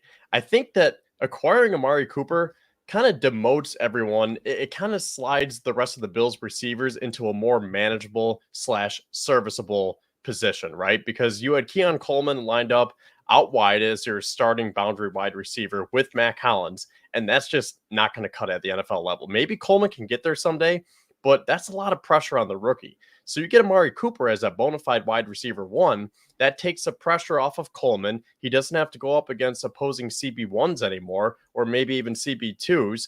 And now he slides down into more of that more manageable role. Someone like a Curtis Samuel, who was just kind of floating around. Joe Brady did not know what to do with him. We'll see. Maybe that still persists. But I think now maybe you can slot him in as that wide receiver 4. That's a position that the Bills describe as someone who has that inside-outside flexibility. So maybe if you do that with Curtis Samuel, he can kind of settle in now. Matt Collins would slide down to wide receiver 5. And I don't mean to leave out Khalil Shakir, but the Bills view that slot position as wide receiver 3. So I think this is definitely a more well-rounded wide receiver room now. And I think that Cooper just presents a lot that the Bills didn't have because, like I said, he's going to be Josh Allen's go-to receiver now. He can run the full route tree. He can help you in the short game. He can help you in the deep game. But what Allen was really lacking, and the Bills as a whole, was that intermediate route runner. And we talked about his separation rate, and he is a very good route runner. And when you need a crucial third down or just you want to pick up 10, 15, 20 yards, that's your new guy. Go to Amari Cooper. Yeah, and we'll see how long the biggest questions around Amari and what the expectations are. How long is it going to take for him to ramp up? Brandon Beane made sure to tell us many times that it is a harder position to ramp up for. It's not Rasul Douglas. It's not even an offensive lineman. He used those examples. So the Bills have to continue to be successful and use him where appropriate and ramp him up from maybe just like the preseason. He is obviously conditioned. He's been in an NFL roster. It's not like he's been hurt. So you're talking about maybe from 25 to 30 plays to 30 to 5 to 40, hopefully to a full workload by the Miami game. But I think that, like we mentioned with Jack, he's always elevated by Josh Allen. Josh Allen's always elevated a receiver on the roster. He hasn't so far this year. I think that you could see a big elevation. He's always received 120 targets in his career. So will he get that here? If he's already got 52 this season, but I definitely think he has 70 targets in him for the rest of the year to get to his normal target average. And I think those 70 targets with Josh Allen are going to be miles better than the 70 target remaining that he would have gotten from Deshaun Watson. And he's going to do just enough to keep teams honest. I think that if you're going to now have to focus in on him on a game plan, and teams are not going to really have any idea, like the Titans, maybe, they're not really in it to make the playoffs this season, at least from an outsider's perspective. But they're going to go ahead and have no idea what the Bills are going to expect from him. And then equally into Seattle, who's fighting for a wild card spot into their playoff lives. And so hopeful for the division, I'm sure. And then into Miami, who will have zero idea how the Bills will utilize him. So the Bills will have a minor advantage in their usual pretty know what you're going to get from Miami Buffalo games. So Mike McDaniel is going to have to deal with that. Whether he has two or not, we'll see in a couple of weeks. But my expectation is that he plays very well and Josh Allen does elevate him. And then at the end of it, the Bills fans are going to be talking about how do we keep him here? Hopefully he didn't do too much to where he's in that range, 20 to 25, because I ultimately think that's probably what happened there is that he thought he should have gotten that Jerry Jeudy 3-year extension, the 3-year $52 million extension that Jerry Jeudy got. I think that Amari Cooper probably felt like, I earned this. Look what I was doing to make you to the playoffs with Joe Flacco, when you go and trade for Jerry Jeudy, who's done nothing in his career in Denver, didn't elevate really anybody, and then you're going to give him the 52-5. And I would feel some type of way. I'm going to be honest. I was the guy that got you to the playoffs. I produced with 4 different quarterbacks, and you go and trade for Jerry Jeudy, which is fine, but then you go and give him the 3-year extension. Nah, like, this isn't going to work. That was probably Watson's handpicked decision or something that felt some distension. And I think that Amari Cooper has at least enough to put on the field to show, like, look at what I can do with an actual quarterback, with an actual offense that's going to make the playoffs. So I think that ultimately is what's going to be best for Amari Cooper.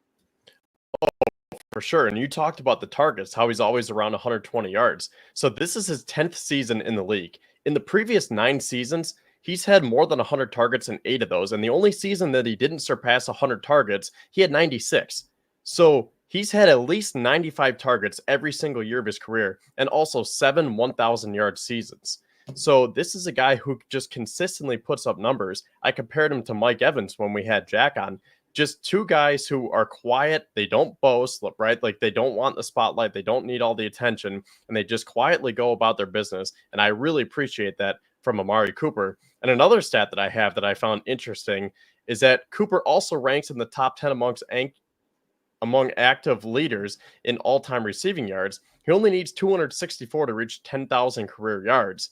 So again, this is just a guy who consistently put up those numbers. And you talked about some of the quarterbacks that he's had to deal with, and just the carousel that he's had, even going back to maybe his early days in Oakland or Dallas. Just it's kind of been a revolving door for him. Now that he gets Josh Allen, I think the sky's the limit. I agree. Got some good advanced metrics in terms of what he's been able to do. 2.7 yards per separation. Some of the EPA data is not good, but we're going to have to trust the Bills and their Bills analytic department to have evaluated that. That's due to the offense. Who would know better than them, having experience with Ken Dorsey? And then maybe it's due to the quarterback play. But then that's why the Bills were able to get what they feel was like a good value. Pat McAfee said on his own show today that it should be a no-brainer for any team to have traded, whether it's Adams or Cooper, for a 3rd-round draft choice. That should be a no-brainer. It's not like that big of a risk, especially if you're hoping that that's a late 3rd. You're talking about a pick at the latest, 96, but you're hoping that it's in the 90s, especially in the Bills' case where it's generally min. So it's not that large of a risk for the Buffalo Bills, and especially when you could get a compensation pick back if he does go and play really well and gets 25 a year. We're looking at a 4th-round draft choice back for him anyways. So now you got a 4 and a 6 back for trading a 30 and had a rental of them, or you get to keep the player if you are able to realize he's really great for your offense. Let's try to work out a team-friendly deal. I think that the Bills have some options, and now they're going to get 11 weeks of the player. Good first test against the Titans, though, Kevin. And I think that's what's really going to be a big test to see how Cooper can go off of that Ken Dorsey offense. There's got to be something there translatable, though, in terms of yes, Joe Brady has his own offense, but I have to imagine, and then obviously the Bills have Henry, his former wide receivers coach in Dallas. There's got to be at least a little bit transferable about what Dorsey had in play, what the Bills have utilized in the past, what Henry has done. Like, good or bad aside from Ken Dorsey, there's got to be some similarities and some things that are going to help him, whether you like him, love him, or in the middle of him. I was more in the middle. I thought he played coach well with Josh as a combo, but definitely his deficiencies were too much as you got to the Broncos game that Jack mentioned, going to that Broncos game being a complete mess from a Ken Dorsey perspective and a Josh Allen perspective, really, realistically. So I think that when you put all that together, you got somebody who I think's at least at a baseline. And that's why I think the Bills were comfortable with, look, they know that he is a pro. He's worked with the receivers coach. And one of the questions that the Bills probably asked the receivers coach was, will he pick this up quickly? We're trading a 3rd-round draft choice for 11 weeks. Can he play by the Miami week? Because Brandon Beane was pretty adamant he's playing this week. And Sean McDermott was a little bit more coachy. Sean McDermott is a little bit more coachy speak. But Brandon Beane's nah, he's playing. And I'd imagine the Bills want him ramped up. And with Henry and maybe a little bit of that Dorsey crossover, that you're hoping that he's ramped up in 10 days. Yeah, and I don't think it's going to be that hard because look what we had to deal with here from the Bills wide receiver core. You're talking about guys like Matt Collins and Marquez Valdez-Scantling. So I think, like I said, the sky's the limit because they set the bar so low that he can come in and he can have 5 catches for 75 yards. And we're like, oh my God, thank you. This is beautiful again, right? And I'm glad you brought up some of those numbers and talking about Ken Dorsey, because when we were live yesterday for our breaking news coverage, didn't you have a stat that supported the Bills running more 11 personnel this year? Yes. So the Bills ran 53% in 11 personnel. Yep. Up to not including last week's game. So 53 before Monday Night Football. So 53% in 11 personnel. And they had a pretty positive EPA throwing out of it. 3 receivers, AKA 3 receivers on the field. Get Matt Collins out of here. Get MVS's reps out of here. And yeah, that's 53% out of 11. So as much as we've been thinking that Joe Brady wants to be more run heavy, I mean, yeah, he does get the run game going, right? But maybe we haven't seen as much 12 personnel as we originally thought or what we originally intended. And now you get someone like Amari Cooper. I think it's only going to sway back towards 11 personnel even more so here. And that kind of leads me to Dalton Kincaid, because the reason why I think we were all bought into this everybody eats approach, at least me, it was predicated on Dalton Kincaid having a Travis Kelce-like season. I really thought that he was going to be the Diggs replacement as that wide receiver 1. Obviously, he plays a different position. But everything that we were hearing, I just thought that Kincaid was going to take over, and he was really going to start to be like Travis Kelce, and the offense was going to filter through him. Well, so far, he's really not playing up to par with that prototype or with that first round pick that the Bills used on him a couple of years ago. So I think I talked about how this takes the pressure off of someone like Keon Coleman. This also takes the pressure off of Kincaid, because now he can go back into a role that he's more comfortable in. And I think opposing defenses were picking up on that as well, because what we see, at least in the Arizona game, to open up the year, they were bracketing him double, triple coverage because they knew that he was probably going to be their top wideout this year. And so far, it's been Khalil Shakir, but Kincaid is up there too. I mean, he's still been solid, but he hasn't really popped off like we expected. Now that you have someone like Amari Cooper to distract those DBs, you get guys like Kincaid and Shakir to work the middle, work underneath, someone like Curtis Samuel. I think that opens up everything else for all these other receivers. And I guess one final thing I'll say is I think the new approach is Amari Cooper is going to eat, and then everyone else will snack around him. And I think it's going to be a great combination. Yeah, and that's all you can hope for. And the data has been updated today, actually, from the personnel data, and not much has changed, at least from the personnel packages. Bills are actually 53.4% out of 11 personnel with a total EPA of 0.15. The Bills offense is good in general, so that's not shocking. 0.21 EPA per pass out of it. But what's also been shocking is we'll see how much Amari Cooper will play in the 12 personnel package, because they've only ran at 18.9%. We were expecting more 12 personnel, but a 0.36 EPA throwing 0.73% throwing out of the package, which is first in the NFL. Throwing out of 12 personnel, the Bills have been mighty successful so far this season. So that's something to keep an eye on when it comes to personnel formations and what the Bills may be looking at in terms of personnel packages that they're hoping to be able to achieve. So that's something to keep in mind. Only 18% out of 12 personnel, which I think we all thought was going to be a little bit higher than just 53.4% out of 11. So that's been a pretty big indicator of what the Bills are hoping to achieve this year, Kevin. So we'll see how Amari Cooper plays into that role. There's definitely going to be more than enough spots on the field for him to get plenty of run, and not really. You're just eating into Matt Collins. Let's be honest. Like, you're not eating into. I don't think it should affect Keon Coleman. It may affect his positioning, but I don't think it's ultimately going to affect where Keon Coleman and how often Keon Coleman plays. So I think that's the number one thing. It's not going to affect the slot receiver and Shakir. So who does that leave? MVS, who's been cut. Probably ultimately still will affect the amount of snaps that Samuel does see. There's not going to be a whole position that is going to be available. And then obviously Matt Collins is going to, you're not going to have that quote unquote run blocking, pass blocking decoy. You got to actually have a receiver in there, not just a guy you're going to hope confuses the other team. So that's ultimately how I see the roster breaking down from a receiver standpoint in terms of where are these snaps going to come from. But, the breakdown of 12 and 11 makes a lot of sense. So that's how it's going to ultimately break down. And you still did the final note here. You would be shocked. You know that MVS had 141 offensive snaps? It's not like he had 2 receptions on those. So Correct. he had 2 receptions in 141 snaps. So I got caught. It's not and then the week that there's 16 Shaver snaps on the week that Shakir didn't play. So that's not a lot, but that's the bare minimum of what you can give Cooper day one. 22 snaps that MVS had last week, 28 snaps the week prior without Shakir. So you're still looking at a situation where Keon Coleman's still going to get 44 snaps. Shakir's going to ramp up his snaps a little bit. But you have at least 30 snaps to give him, 26 most notably from 22 last week, from MVS. So 141 snaps right there that is going to go to Amari Cooper that you don't even need to edit anybody else's playing time. So, and then from there, I think Matt Collins Matt Collins is not seeing 46 snaps anymore. So right there. So between the MVS and then you're going to steal some from Matt. So Matt Collins is going to take MVS's 26 snaps.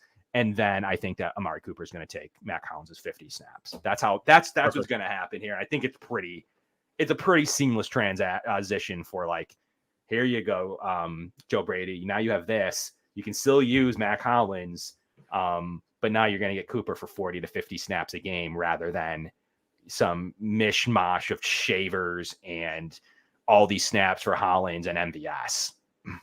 Well, as I alluded to, everyone slides down to a more comfortable position now, and I think that should provide some comfort to Bills Mafia. And the final thing that I'll say is, as much as I was just saying that Amari Cooper is going to eat in this offense, I don't think that he's going to be one of those receivers who's going to demand the ball. I think he's going to buy in with this approach and say, hey, I am good. I'm going to do what I can to get open, but I'm not going to scream at Josh Allen's face, right? I'm not going to embarrass him on the sidelines. I'm not going to cry and complain and have all these cryptic social media tweets or posts or Instagram or whatever. So I think that he is going to get his, but it'll come, right? You don't have to force it. Josh doesn't have to feel like, oh man, I better throw Amari Cooper's way 10 times or else I'm going to hear it in the locker room afterwards. I think it's just going to be a nice seamless transition. And I think that Joe Brady will be able to get this very smoothly intact here. There you have it. Well, Kevin, we do have a game I want to get to for a brief minute. Bills versus Titans. Unfortunately, we had a great guest lined up, and Tyler had an emergency, wasn't unable to break out into Titans for us. So we got to at least on a week where we got to break down some Cooper, got some Browns talk mixed in there. We can, kind of break down the Titans game just real briefly. Really strong defense. Box score stats, number 1 in the league in yards allowed, and pass yards allowed. Still really good against the run. The thing that they don't do is they don't sack the quarterback or turn the ball over at all. So there are some they don't get those explosives, which what I would imagine is a little bit of their deficiencies. Their DBs haven't played great, in my opinion. L'Jarius Sneed's been awful. So that's definitely been a challenge for them. Not really. They're pretty healthy. Simmons is back and he's ready to go. Ernest Jones is on the injury report.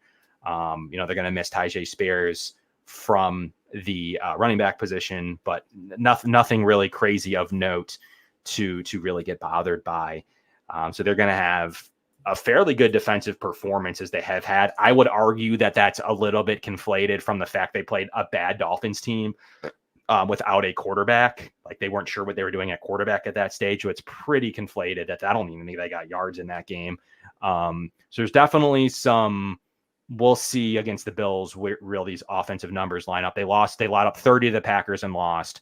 Probably their best game was only letting Rodgers go for 24. Rookie week lost to rookie Caleb Williams for 24 points.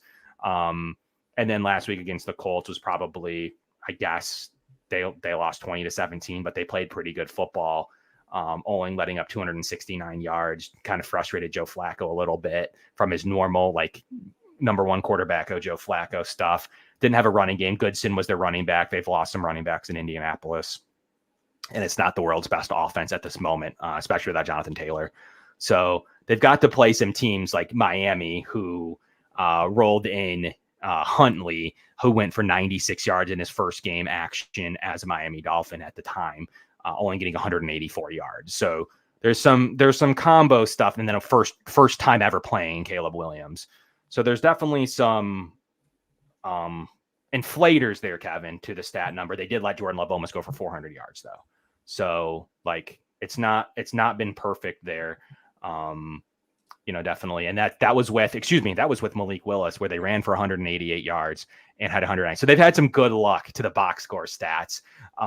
If you look through all the games that they've been able to play, and then you break down their DVOA still kind of lines up. It's about, 6th to 8th, depending on run or pass defense. So that's kind of in line.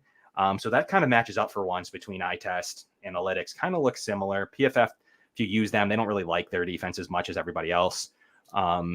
But I think Josh Allen's going to be at home. You're against an offense. Now, we haven't talked about the Titans offense, which is terrible. They're going to be missing one of their 1B running backs. So really, they have a good receiving core who's been awful. Ridley had a good game against the Bills last year against zone coverage. So we'll see what kind of updates they make there.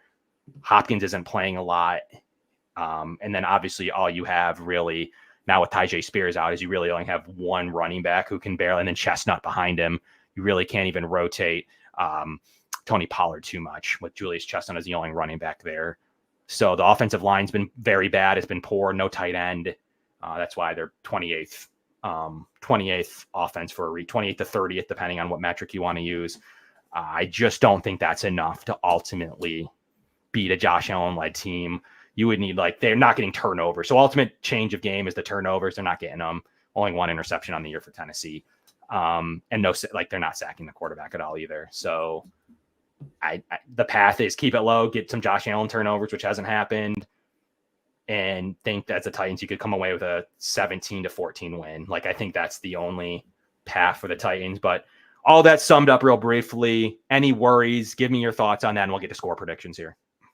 Well, as you alluded to, it's a stark contrast from their offense to the defense, where their defense is ranked number 1 in total yards allowed. Same with their pass defense. But then you look at their total offense, 31st. Same with their passing offense.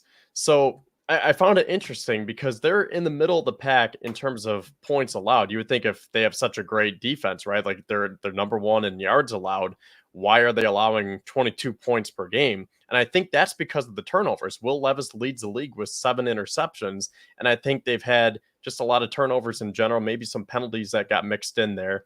And they've had some bad field position, I guess, is what the deal is. If we had our guests come on tonight, we would have been able to confirm that. But just looking at the numbers there, I would say that is what the Titans are experiencing right now. Just poor field position because the offense can't move the ball. So then the opposing offense gets it with good field position. And maybe they don't have to drive as much. So the defense is only got up 50 yards, but then they can score because of that field position. And whether it's Will Levis not being able to convert or turn the ball over or what have you, I think that is essentially the breakdown of the Titans. So if I'm putting the game plan together for the Bills, force turnovers, right? You have a healthy defense minus Matt Milano and obviously Von Miller, who's suspended. If you can affect Will Levis, this is a very tough environment. It's going to be rocking at Ralph Wilson Stadium. I'll still call it the Ralph Highmark Stadium, whatever you want to call it. But it's going to be rocking Sunday. It's going to be 70 degrees and sunny. Amari Cooper's making his Bills debut. You do not want Will Levis to even be able to hear his offensive lineman, right? They're going to be using the silent count. You just want to make it as explosive as possible.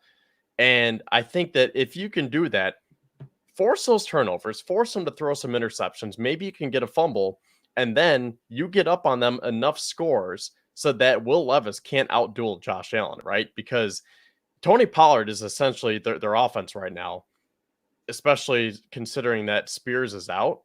So if you can create those turnovers and turn those into points, let's just say the Bills get out to a 17-0 lead, that makes Will Levis have to throw the football. They can't put it in Tony Pollard's hands. You're forcing Will Levis to try to win the game for you. And in a tough environment on the road, I don't think he can do it. Yeah, ultimately, like I said, so the reasons of, yes, there's some context behind, you're talking about they got to play Green Bay with Malik Willis and so lost by a lot. So there's still some context on they've gotten to play a backup quarterbacks galore.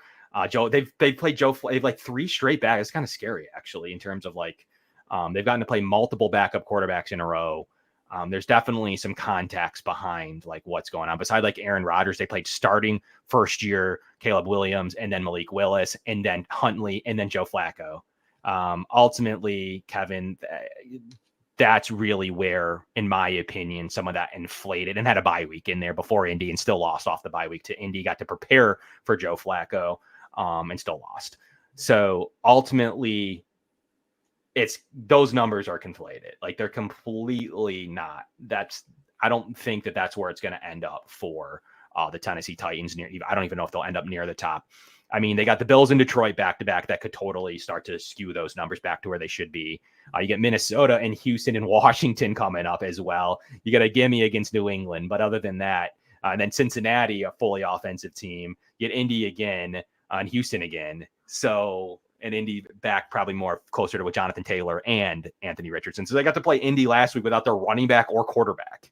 Like, I mean, at some point that reminded me of some of those Bills years where maybe they had some good defenses, but they just got to play a stretch of bad offenses. And that's all it's been. And their schedule really stinks for them to be 1-4. I can't believe anything that they have to say as being a good roster. They just kind of put some names on paper, traded for Ernest Jones and L'Jarius Sneed.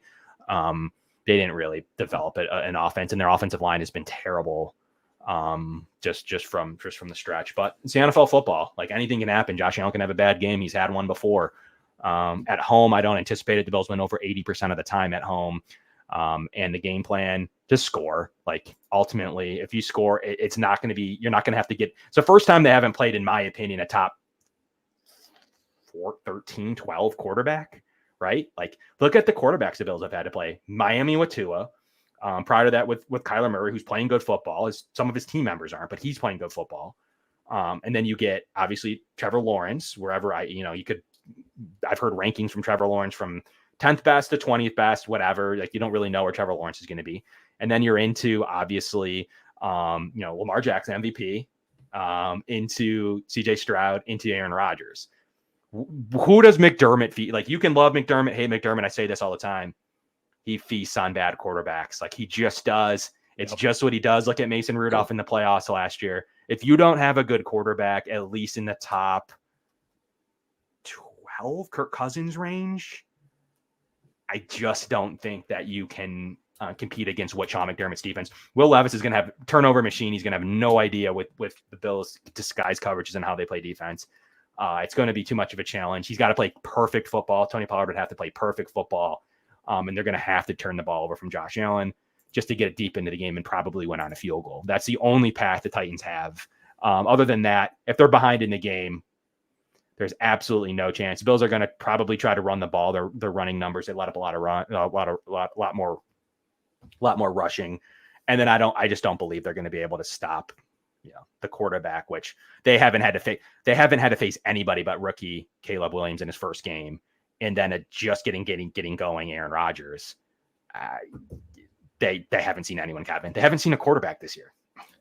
Yeah, and that's why I think that it's key that the Bills force these turnovers, because you don't want this to turn into a defensive slugfest, because the Titans do have a good defense led by Jeffrey Simmons. I mean, this isn't the Mike Vrabel-led team anymore, but I feel like Tennessee is just always very tough and physical, and the numbers would support that. So you don't want this to turn into a Tony Pollard versus James Cook game. You want to be able to create those turnovers, make it so Will Levis really just can't even think inside that stadium.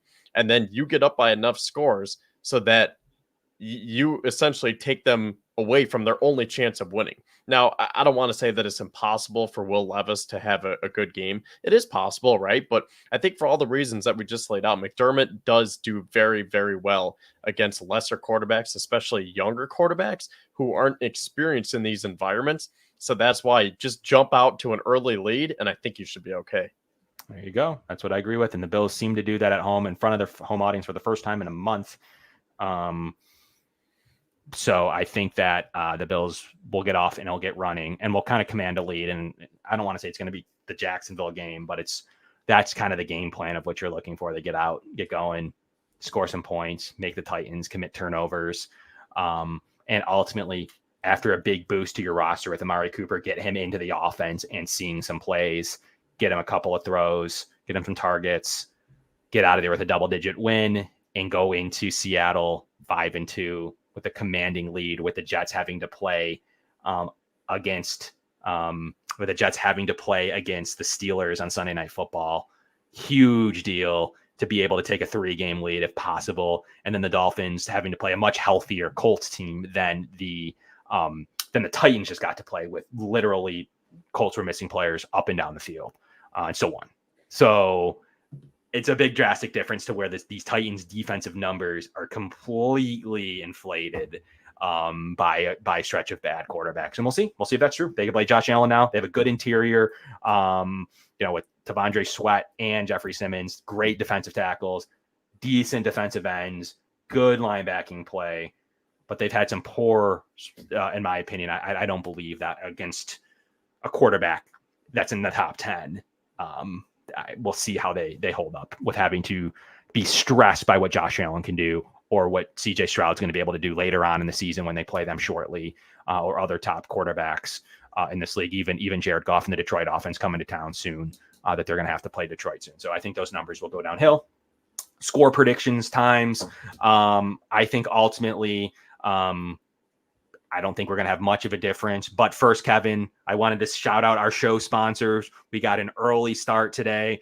Show sponsors, the Summit Center. Thank you so much to the Summit Center and the greatest autism care in Western New York. Also want to thank Dave Dengler and the Larson-Timko Funeral Home for once again sponsoring this show. Larson-Timko Funeral Home offering 100% fully guaranteed price and pre-arranged funeral plans with live streaming available. You can give them a call at 716-679-9000 or visit their website at larsontimkofuneralhome.com. There we have it. Dan, appreciate you coming on. Love doing some Bills Roundtable action, some SmackDown talk. Bills have been able to hold the fort on all smack talk so far between the eye test, the box score, the standings, and analytics. The Bills are in a great shape to be in the AFC East discussions right now in terms of having the commanding 4-pack of in a row, and being able to on their way to a very good start in their two toughest division games on the road, with Miami and the Jets. Those are the two toughest ones. Check those off early. Bills are on their way to 6-0 in the division and need to be at minimum 5-1 in the division when it's all said and done. 5-1. You probably take, but honestly, with the two hardest games out of the way, with the two road games, you're looking at 6-0 in the division now for the AFC East. And the Bills are going to have potentially on their way to hopefully the 3 seed, maybe even the 4 seed this year. But we'll see. Maybe they can jump higher than that, especially with this new transaction and maybe future transactions. Final score predictions. Kevin, give us your score prediction. I'll go. And we appreciate everybody being on here for 2 hours today. I got Buffalo 34-10. The Bills haven't scored more than 30 points in over 3 weeks. So I think this is finally the time that they get back on track. They're going to get rejuvenated. They're going to have that boost from Amari Cooper. I'm not sure how much he's going to contribute, but I do like the Bills to win big here because, again, I think if you get in Will Levis's head, that pretty much seals the deal. So get out to that early lead, score some touchdowns. The offense is going to be clicking. Everyone's going to be feeling good. Like I said, it's supposed to be warm and sunny in Orchard Park. And I just don't see the Titans being able to fight back here against the Bills, especially, Taron Johnson's healthy again. Terrell Bernard, they're getting all these guys back. Austin Johnson was back. So was there someone else that I was missing? Ed Oliver? Oh, Ed Oliver. Yeah. Thank you. That was a big one. James Ed Oliver. Cook, full strength. They might be able to get Ed Oliver back, James Cook. So I think that should bode well for the Bills and not bode well for the Titans. Healthiest the Bills have been all year, knock on wood, but it's a literal fact. It is the healthiest they've been all year coming in, just with a Von Miller suspension, no health issue there.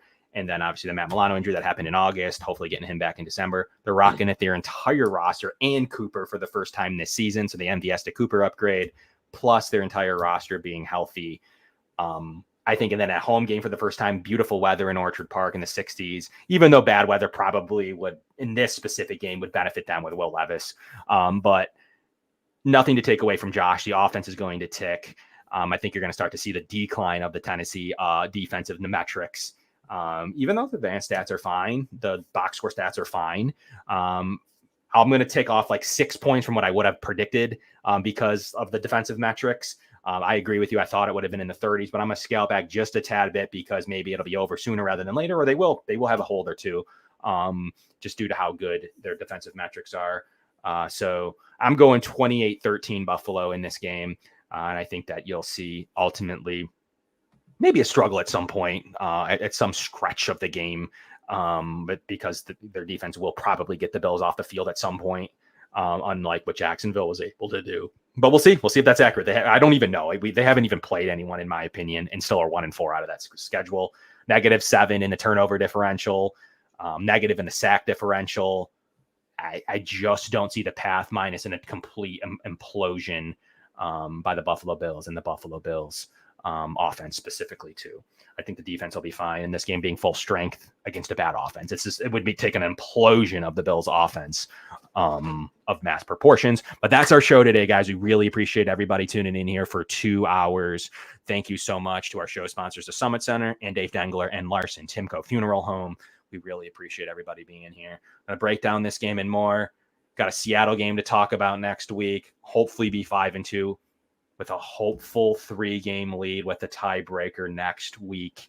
That'll be a fun place to be in. And the Bills will be kind of alone there before that KC game of how the motivation, or Kansas City at home. How are the Bills going to play this Titans, Seattle, Miami? They can always get up for Indy stretch, really, where you can rip off 5 in a row, going to be playing for the 1 or 2 seed, depending on if Houston keeps this up or not. You could be playing for the 1 or 2 seed that week. If you lose to KC, you're pretty much entrenched as the 4. Like, I don't know. If you go 8-3 after losing to KC, you're sitting at 8-3. Don't have the tiebreaker on any of the other 3 division winners, and you would just be kind of in the 4 spot for the rest of the year. So that's what's going to be an interesting path. The Bills will make it interesting. They always rip off wins at the end of the year. They always play Kansas City super well in the regular season, especially. It's going to be an interesting stretch run, but it's going to start here after a big Jets win. We didn't talk about the Jets game at all. Just going to put that game in the past, a good 3-point win. But we'll appreciate everybody tuning in to the Going Deep Buffalo show next week right here. We look forward to seeing everybody. Thank you so much for tuning in. We'll talk to you guys soon. Go Bills.